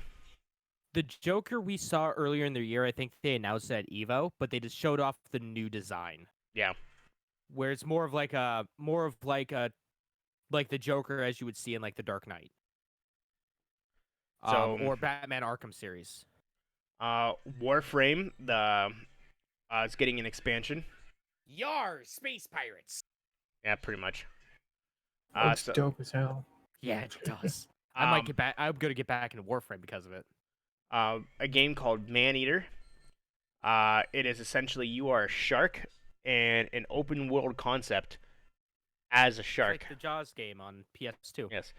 You are in an open world, but you play as a shark. So just keep that in mind when you... yeah. Marvel Ultimate Alliance, X-Men, The Rise of the Phoenix DLC, or the Black Order, is coming out. It's adding Gambit, Dark Phoenix. It's adding a lot of characters. The company behind League of Legends is releasing 4 stories. 5 stories. We know that one of them is going to be a fighting game. We know one's going to be a first-person shooter. We didn't know about the other 3. Yep. So if they're into those are... Well, one of them is going to be a side-scroller action game. The other was going to be, what was that, like I don't know what the other one is. They didn't really talk too much. They just showed it off. Yeah, no, they didn't. Magic the Gathering is getting a game. It's called Magic Legends. They had so much Magic the Gathering stuff at that. Oh, they pretty much talked about Magic the Gathering for so long. Like, they probably had a good solid, combined, 20 minutes of Magic the Gathering. Yeah, that was fucking... Between the new cards and some of the shit that they're adding to different games, and... It's fucking weird, man. Yeah, that was... I didn't expect it. Asgard's Wrath. It's another fucking weird-ass game. It's for the Oculus. Essentially, it's a VR game. Essentially, you're running around Asgard, fucking beating people to death. Nice. Elder Scrolls Online is getting another expansion. Skyrim. Yeah. The Wolf Among Us 2. Skyrim 2, the one that we've been waiting for. Yeah, no, I wish. Wolf Among Us 2 was a shock. Yeah, I don't know if you guys remember those. That's the Telltale games. I remember those games. Yeah, it's based off of the graphic novel of, I think, the same name. Yeah. Oh, no, Fairy Tales, I think it was called. That's called The Wolf Among Us 2. There is a Call of Duty-esque type game that the trailer's fucking weird. So essentially, the trailer starts with a bunny. He's doing the L dance. And then it zooms out, and there's 3 bunnies, and they all got like AK-47s, and they start shooting each other, and just start shooting the air. And then from there, it zooms out of any more. A dude is watching the video on a computer, and the guy is in like a Rainbow Siege look like type outfit, Call of Duty type outfit, when it says, "Okay, guys, let's get to work." And essentially, they're roaming the halls in packs of 3, and it is called 9 to 5. It's a 3v3v3 competitive first-person shooter. Yep. You can sign up for the beta right now at 9to5.com. 9to5.game. So essentially, yeah, you're 9 to 5, and basically gives you the ability to play with your friends, and it's a strategic game. It's like Rainbow Six. Yeah. New World was another trailer that they released. It is an Amazon game. Mm-hmm. Amazon announced their first game. I'm assuming it's probably coming to the Fire Stick and the Fire Cube. No, it's PC. Is it PC? Yeah, it's an MMO Oh, okay. on PC. So yeah, it's Amazon's first game. Dark Desert, or Black Desert, sorry, Black Desert Mobile. They released a trailer for. That kind of looks like almost like a Fire Emblem-esque type game. It's a full-fledged MMO. It's one of the most popular. It's the most popular free-to-play MMO out there. Huge player base. It's on pretty much everything under the sun. Now on mobile. Yeah. Naraka, that's how you say it. What? Naraka, I think that's how you say it. Bloodpoint. It's a Japanese fighting game that they also announced. It almost looks like Sekiro. I don't remember this one. Yeah, I don't have it. Like, I have it on here, so I don't remember this trailer. I'm kind of skimming through it, but whatevs. Gears of War Tactics, which is their, I believe it's their like 3v3 mode, isn't it? It's XCOM but with Gears of War. Okay. So it's a tactical like game. They had the Weird West, which is another game. That was Dissolver Digital. That's Devolver. The Mad Lads. Yeah, I think you would like this game, Schroeder. It's called Weird West. It has like the animation style of like the games that you like, and it's like the top down look. So I think you would like that. It's called Weird West. Yeah, check it out. Sons of the Forest, which is basically like a horror game. You're a girl is grinding on a rock, and it comes to find out she got 3 arms and 3 legs. So Mark, you were in my chat when they showed this off, and you know about that, right? Like the forests and stuff. Yeah, you guys were talking about like the forest game. Yeah. It was just like, oh, they're making another forest game. Interesting. What is the forest? Just like a survival horror kind of game. It was in early access for a while, and then they added a story to it, I think last year.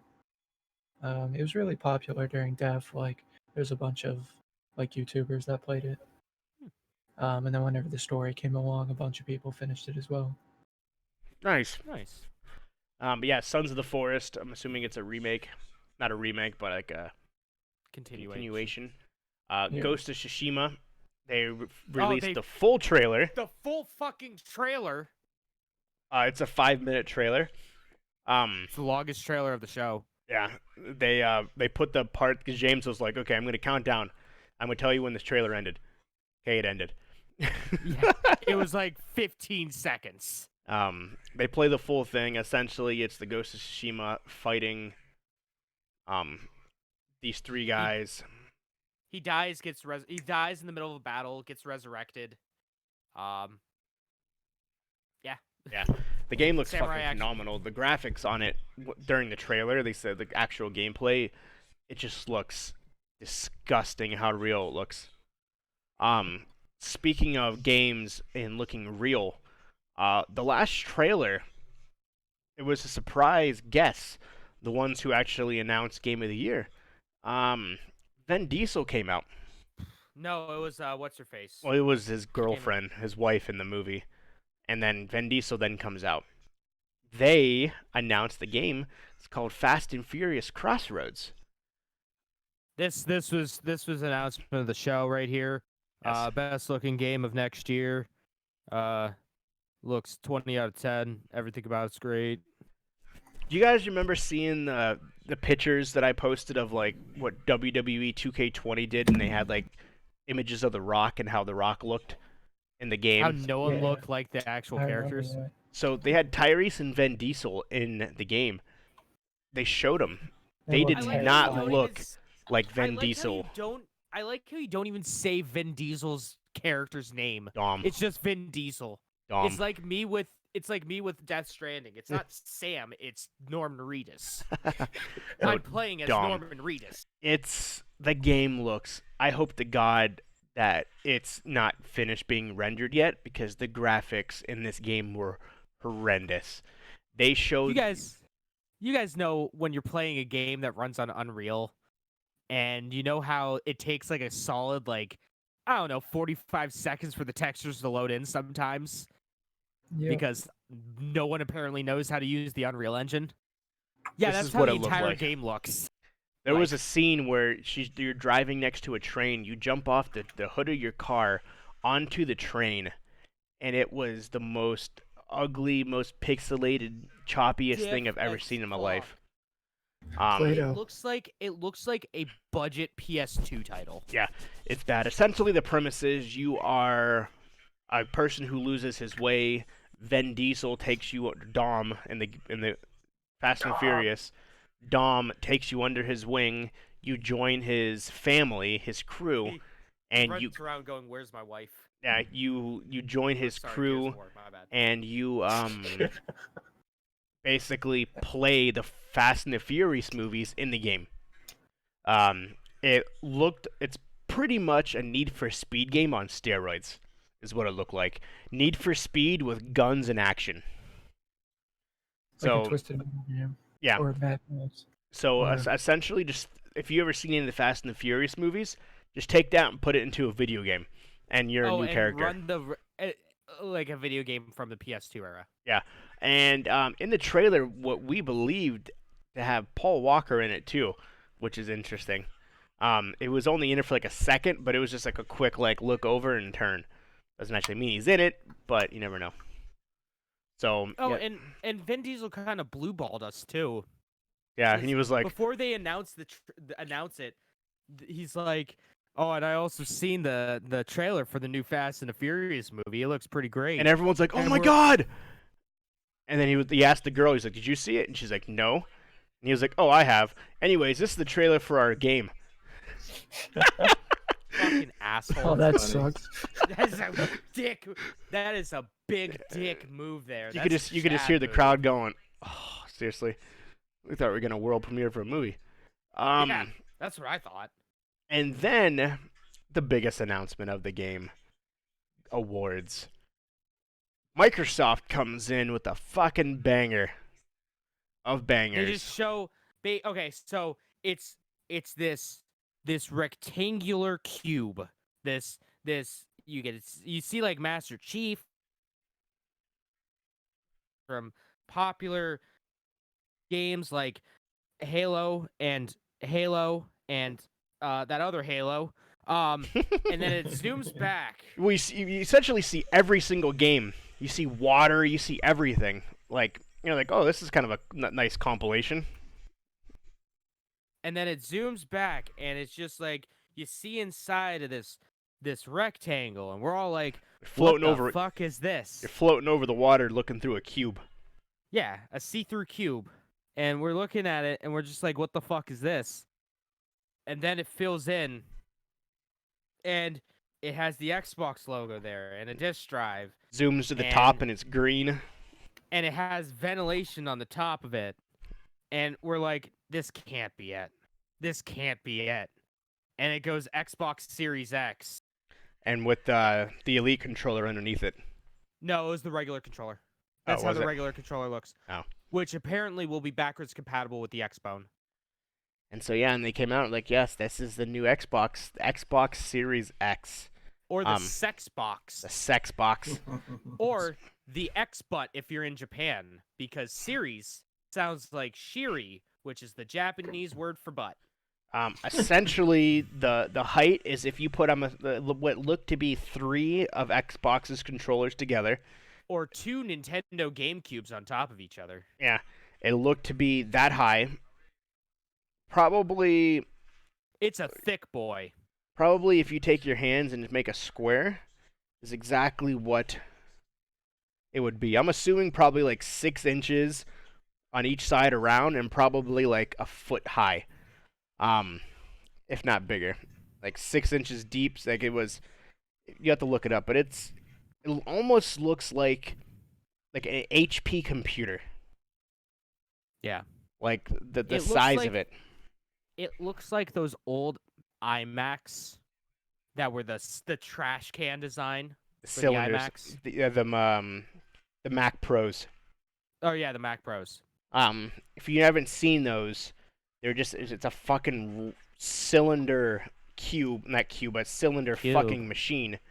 And you take that and you make it into a giant square and a rectangle. That's the Xbox X, Xbox Series X. I don't like the look of it. It's so angular. Angular. And like, it looks so sterile.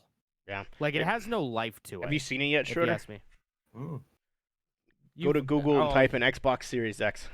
Go into the Discord. Oh yeah, that's all over there. And just look at the memes we were posting of it. There's one of SpongeBob when he's tall. Bang boob. Yeah, Xbox Series X. This looks like a cube. And go to my images, and that's exactly what it is. For those who haven't seen it yet. SpongeBob one's funny. But yeah, that's exactly what it is. Small 1 disc tray slot. I'm assuming the X button at the top is probably a live button. Probably. And then the vent that you have at the top illuminates a green light. Which is pretty cool. That's Don't get funny. me wrong, Somebody but- made one look like a super old computer. And that's supposedly what and that's what it's gonna look like. So, well, it is what it's gonna look like. Not supposedly. Yeah, it is. It's 100% gonna look like that. So I thought we were going to see a PlayStation thing too. Yeah. But I was wrong. From the looks of it, it's gonna be about 5 inches deep.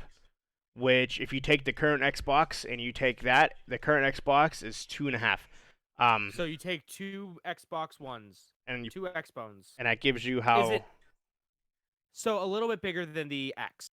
Yeah. So we'll see exactly. That is a grand chungai right there. Yeah, it's very, very, very big. 2.3 inches is what it is now. So Grand chungai. 11.8 inches high, 2.3 inches. That is damn near a foot. Yep. So it's gonna be big, and if I highly doubt all of the images that you see of the Xbox. The Xbox supposedly is in the PS5. I mean, supposedly the PS5 is in the shape of a V. That's the dev kit. Yeah, I highly doubt that is actually how it's gonna look. Someone posted a picture that the new Xbox Series X looks like my old-fashioned CD tray I used to have, where you put your CDs into it.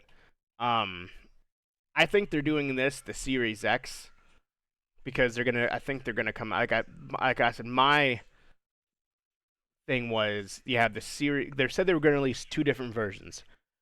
Like super powerful, the most powerful thing that's out there, and then a light version that's cheaper without a disc tray. So you'd have are they gonna call that one the Series S? Series S or the Series Lite, Xbox Series X Lite, Xbox Series X Pro. I don't know. That's my theory behind it, is that they're going to do that. They may not, but who knows. So what do you guys think of the size, design, everything like that? I hate it. I can't wait to buy it. What about you, Schroeder? What do you think? I don't mind the design. It's kind of cool looking. I don't know. It's pretty simple, but That's- I won't own one. It's the I don't buy a same console. same issue that I had with the Xbox One when it came out, where it just looks like a fucking hazard to children. Like if your toddler trips and cracks its fucking skull on it, there's Right. blood gushing everywhere. Yeah, it's a very, very, very big unit. Um, it's funny Absolute because everyone unit. always talks about how the new consoles they want to get smaller, and it's kind of went the opposite direction. It got bigger. It's like phones. So, yeah. But we'll see. I know there's honestly, I feel it looks like a computer, and I don't know if that's what they were going for. Like they say that this is going to be the most powerful console out there, which it's going to rival any good computer. Maybe that's what they were looking for. Maybe that's what they said. Okay, we're going to rival a PC. Let's fucking make it look like a PC. So Rumor has it that it's going to be fully backwards compatible with all the generations of Xboxes, that'd be cool. which would be nice. Have you gotten a chance to see it, Mark? I haven't. Oh no. yeah, he's I've posted the memes. Yeah. I haven't really looked too into it as far as spec wise, like, but it just looks like two GameCubes on top of each other. Yeah, that's a good one. That's true.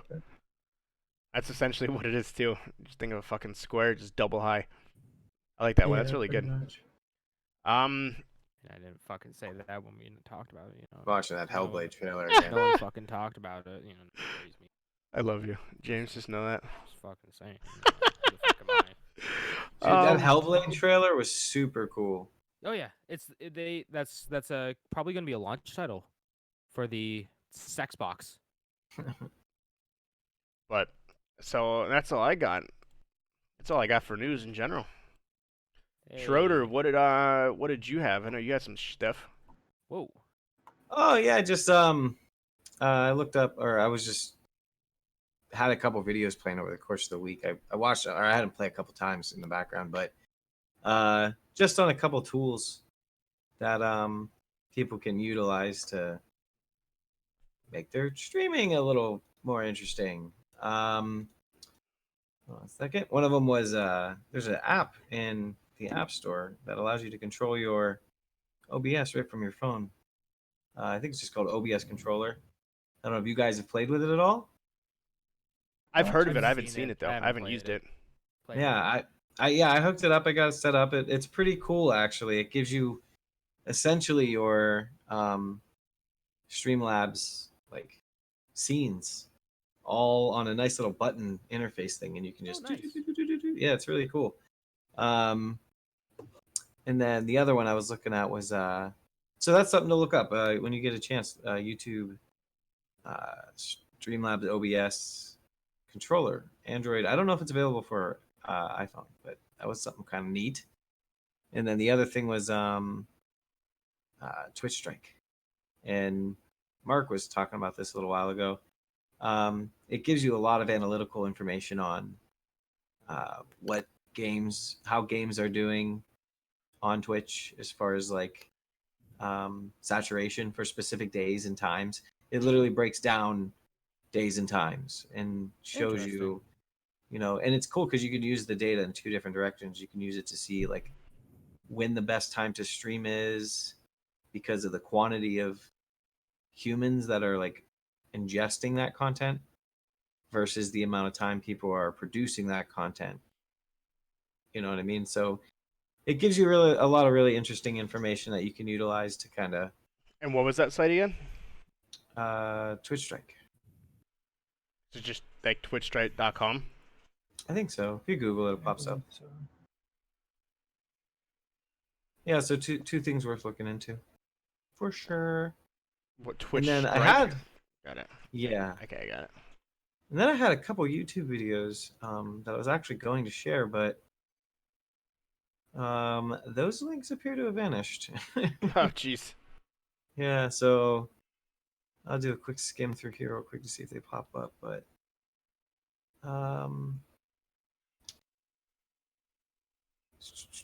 Oh, I don't know where they went, but yeah, if I find them, I'll post them in our Discord, in the public area, so you guys can check it out too. Oh, it was just other. No, never mind. That's not. All right, never mind. But yeah, so those are two nice little hacks to stream in that are worth taking a look at when you get a chance. Nice. Yeah, Good shit, man. nice tiny little thing there for you.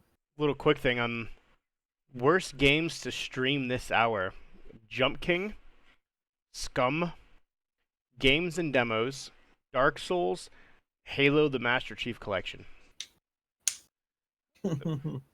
What to stream on Twitch this hour? Special events, ASMR, Nice. chess, Super Mario Maker 2, Age of Empires 2, last year, poker, slots, Counter-Strike, Counter-Strike Go, CSGO, retro gaming, StarCraft 2, art, so which is pretty much your drawing, old school, RuneScape, Super Mario World, Super Mario Bros. Melee, Life is Strange, Detroit, Humans Among Us. Why would anyone want to stream Detroit? Why would anyone want to play Detroit Become Human, let alone stream it? I have no Well, idea. So you can take a look at the analytical data because what it's suggesting, what I'm hearing from that is that there's probably one person with a lot of people watching him. You know what I mean? And then there might be one or two people in there with him because they go off of the ratio of how many people are streaming it versus how many people are watching it. So that's where you have to like take it with a grain of salt and kind of use your own deductive reasoning to figure out what really is the good game to play. Control, that's on there as well. Total War Warhammer 2. Lingerie, Well, that reminds me actually. Titanfall 2, Lingerie. Final Fantasy 7, Mario Kart 8, Fire Emblem Three Houses. Splatoon 2, Fire Emblem, Mortal Kombat 11. Yeah. That's just kind of some things that basically, and there's also like best times to stream. And type in Sea of Thieves. Kind of get an idea. Best time to stream Sea of Thieves. Thursdays at 2 a.m. Nice. The best time. Essentially from 8 p.m. to 4 p.m. is when the most people seem to be on. Saturdays and Sundays for like Sea of Thieves. From 8 a.m. to 4 p.m. 8 p.m. to 4 a.m. is when the most people watch Sea of Thieves. That's on a what day? The weekend? Saturday and Sunday. Sunday.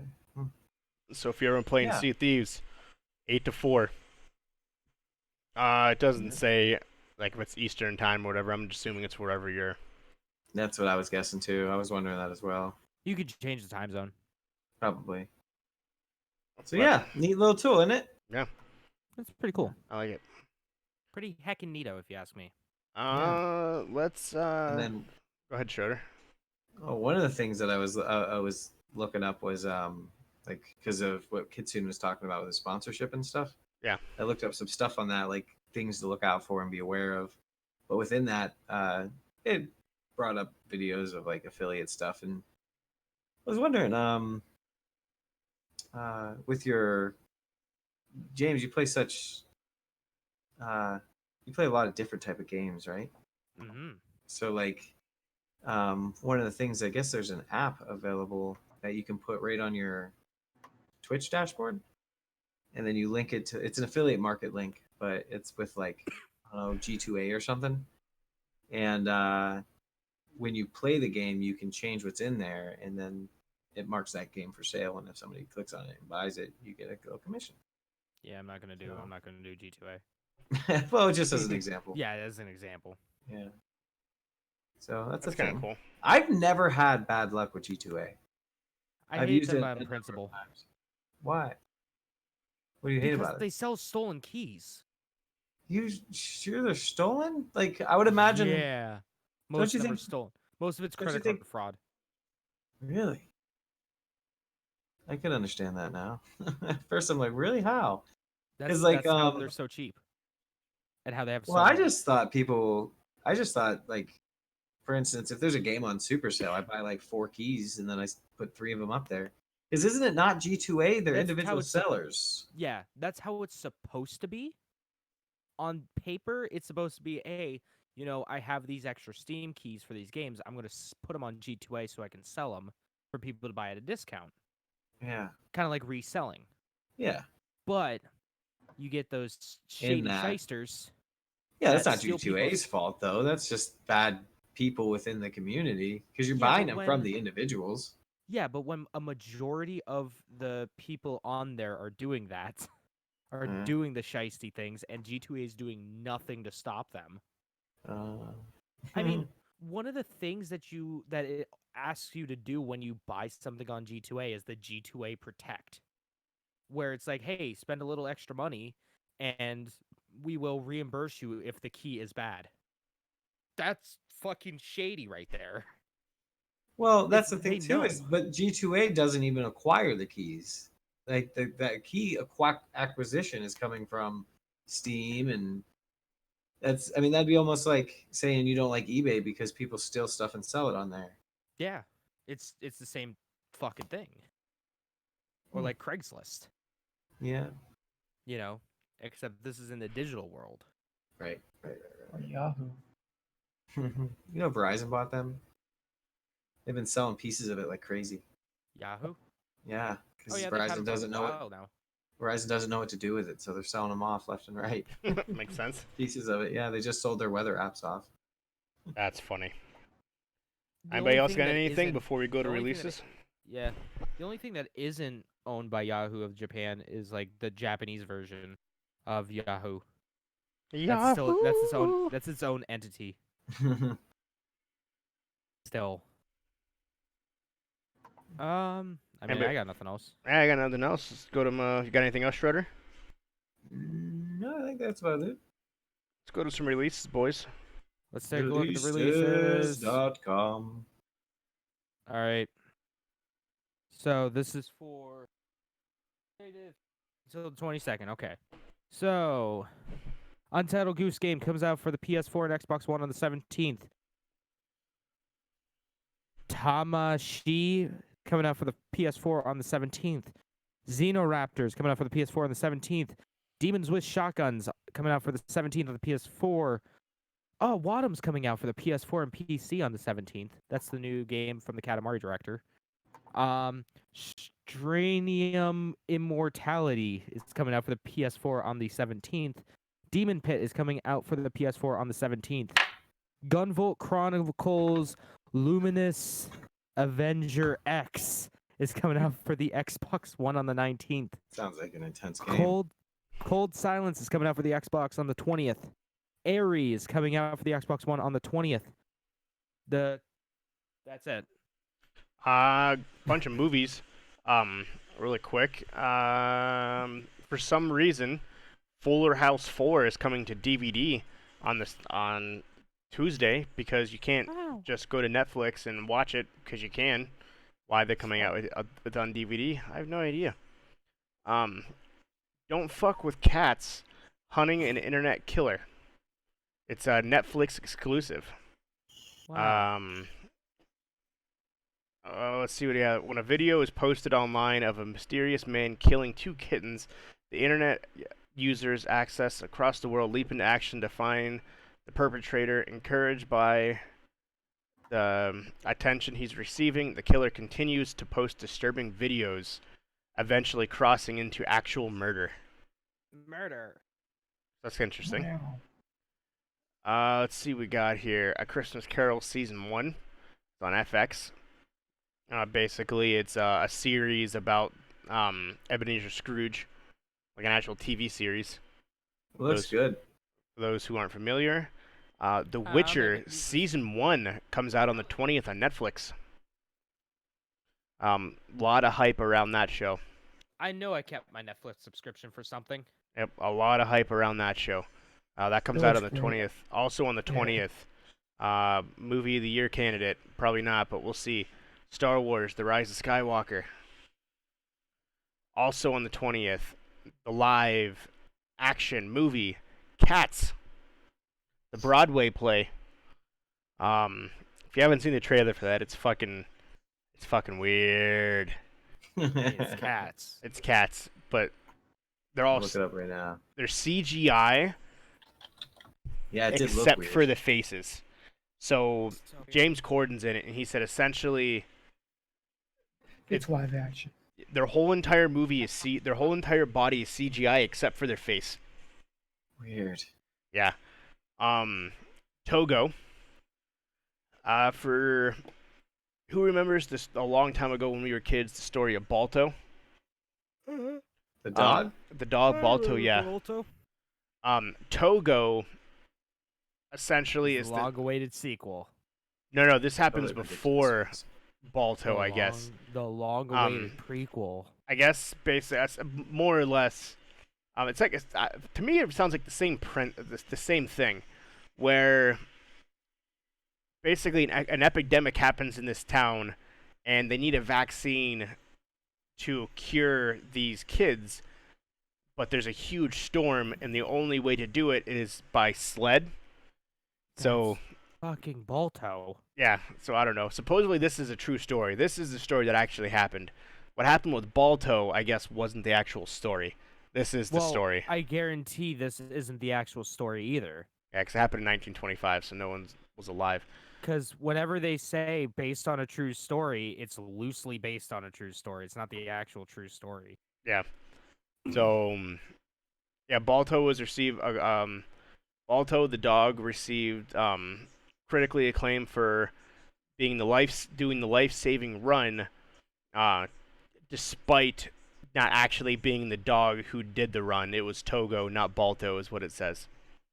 So, when they made the movie, it actually references that when they made the movie in 1995, they used the wrong dog. Balto, I guess, is a true story, but a different story. Well, no, it's the same story, but he's a different dog. It's a different dog. So, and two different times as well. Ah. Balto, I guess, happened like 20 years after the story of Togo happened. Nevertheless, but that's it. Oh, that's coming to Disney Plus as well, by the way. Nothing makes me happy for the holidays like child epidemics. Exactly. But yeah, Cats looks interesting. It's a musical, but it's just the way everything's animated. James Corden was on doing an interview, and he was like, because there's Academy Award-winning actors and actresses in this movie. Idris Elba is in it. Oh, I love Idris Elba. Taylor Swift, James Corden, Tony Danch. Like there's a bunch of like really really big actors, and he says there's nothing like being in a room with all of them, and you turn around and they're on the floor walking like cats, licking their hand, cleaning themselves, licking their legs and arms It's like weird. cats. It's like I honestly thought I was tripping at first, like I was on some kind of hallucinogen, because I see all these Academy Award winners licking their legs and arms like they're cleaning themselves. Like that'd be a fucking Another trip. day. That's so weird. So, and he was like, I yeah, don't like it wasn't it was very very very interesting to say the least. But that's a podcast, gentlemen. Think so? Yeah, I Yeah. think so too. And next week, obviously, we'll let you guys know. No one knows their schedule yet until Wednesday. But Yep, we are pretty once much. again open until 11 p.m. every day. Everyone's schedule is probably going to be different because next Wednesday is Christmas. So, Yay. So I'm assuming Wednesday is Schroeder. Christmas, huh? Yeah, it's next fucking Wednesday, isn't it crazy? I still haven't finished my Christmas shopping. So I'm assuming you'll either work Sunday or Monday, Schroeder, because you're gonna automatically have off Wednesday. What was I don't know if it's up yet. I don't think It so. wouldn't You'd be up. hope It won't so. be up till Wednesday. Yeah, because unless they give you 3 days off that week, so yeah, you'll work either Sunday or Monday. I would assume they may you may not, but I would assume you would Probably. because yeah, you will have off Christmas. Um, so and everyone else's schedule will be Up in the air. up in the air because we're open at 8 a.m. We close at 11 p.m. So based on who works when and what, we may have certain people on next week and other people not, and we may be doing a Monday episode if everyone, for example, works Sunday night. So, Yeah, who knows? but unfortunately, it's a only time will tell, and we'll let you know Wednesday as soon as we find out. Where can we find you guys, James? Yeah, what's coming up? More Fire Emblem coming out on Thursdays or Fridays and Saturdays. Fuck. Fire Emblem's on Fridays and Saturdays. And then Pokemon, I might stream a little bit after the podcast. I don't know. I've been dropping frames like crazy today, Me and too. it's Me weird. too. I don't know Yeah. what's up. I actually had to cut my stream off early because of it. Like, I was dropping frames so bad. It was like before I put my code on is where it was at. I'm like, what? Yeah. So I don't know if I will or not. Mike Later Richards, on. by the way, I forgot to mention, he wanted to know when we're going to do the top games of the year and the decade. And I was like, actually, we are doing that. And he was like, awesome, I can't wait, I'll be there. Nice. So that's something he's looking forward to, he said. So just as a heads up. Can't wait for that clickbaity title. Can't Yep. wait for us to get all the views on that one. Yeah, so Mondays and Tuesdays are going to be Pokemon. Like I said, I might stream after this. If not, it won't be tomorrow. I might do I don't know, something on Tuesday, Wednesday, who the fuck knows? Or yeah, Tuesday, Wednesday, who the fuck knows? That's on twitch.tv/people8studios. If you like more scripted stuff, take a look. If you like Yakuza 0 on Wednesdays and Final Fantasy 7 on Fridays, check out youtube.com/people8studios. I also have a long ass video that me and Nate James did on playing just a random assortment of Japanese PlayStation 2 games. So Nice. that's cool. Can't wait to edit that video. Again, youtube.com/people8studios, and then if you want to see what I'm doing with my life, check out at people810 on Twitter. Good shit. Oh, Shrodes. someone. Yeah, Team Splash Screen on Facebook and Instagram, and Splash Screen Gaming on Twitch and YouTube, and Splash Screen G on the Twitter. And I'm probably still gonna stream on Wednesday. Honestly, I don't know if I'm doing anything, so I'll probably be hoping to stick to a usual schedule. But like you said, it all just depends on what the work schedule permits. So I'll probably be working next Thursday, and I do work this Thursday. So You work till 11, don't you? yeah. So I don't know what we're gonna do about the Thursday night brawler. We'll have to Shit. see. Yeah. Hopefully you can find someone to switch with you, but it being that late, people are going to be like, eh.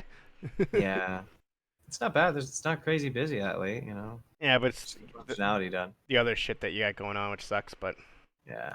Mhm. But other than that, yeah, that's about it for now. I gotta finish Cuphead. That's what I'll be doing on Wednesday, nice. because I will be streaming that night. So, and then I just gotta figure out what game I'm gonna play next. There you go. There you go. So Did you check out that Weird West? That doesn't come out till next year, but that'd be something I think you would like to stream. yeah, I'm thinking maybe either What about like Hello either- Neighbor or Granny or any of those? No. well, either Hello Neighbor or Not so much Granny, but Five Uh, Nights at Freddy's or Bendy. You already did Bendy the Ink Machine. I was thinking maybe We Happy Few. There you go. I don't know if you guys have played that one. That one I hear it's looked kinda very neat. underwhelming. Really? Oh. Mhm. Yeah, it's such high hype, huge hype around it, and then Yeah, like came it out, it was was one of very- their like big titles. Yeah, for it was. the Xbox It or was some hype. shit whenever they were announcing it at E3 last year. I'd like to play something in the same vein as Bendy and Cuphead and Hello Neighbor makes me want to break my Switch. why? play. Because it's so strategic that it's hard to keep like track of what you need to do. So Oh, play fucking my friend Pedro. You coward. There you go. Yeah. Yeah, maybe I will play. You said that was on? Game Pass. Yeah. It is? Yep. All right, yeah. That's probably a good idea. Yeah, maybe I'll do that one. What about you, Mark? Yeah. That sounds good. Nothing too crazy. I'll get streaming at one point. But if you want to find me, you can find me on Twitch or YouTube at MarkDude701 or Instagram at Mark.exe. Dabs. Myself, you can find me at CaptainGeach15. I was actually looking to change my name. I was thinking about it. Just doing Jeremy Again? Walker. Shit. Just my full name. I was like, yeah, maybe. I found different variations. I was actually going to bring it up, but I forgot today. I have a list of different options I was thinking about doing, but we'll find it. Just because I want something. Eventually, I want to start doing a YouTube thing, which I say I'll do, which is more or less just fucking doing it. So, Like Nike. exactly, just do it. And yeah, you can find me on Do it. Instagram, and you can just scroll through my page of letting you know our podcast is up and released. Because that's literally the last 6 pages of pictures I have on my Instagram. Yeah, make sure also for the podcast, you like us, you love us, you follow us, you email us, levelunlockpodcast@gmail.com. You can find all of our podcasts, levelunlockpodcast.podbean.com, and anywhere podcasts are available. And make sure you follow us on the Twitter at what, Jameson? LVL Unlocked Pod. That's LVL Unlocked Pod. And from everyone here on the Level Unlock podcast, if we don't see you before Christmas, have an amazing Christmas. And Happy New Year if we don't see you at the end of the year, which I know we will because you're here every single fucking week because you guys are amazing. So thank you for that, and we will see you next week.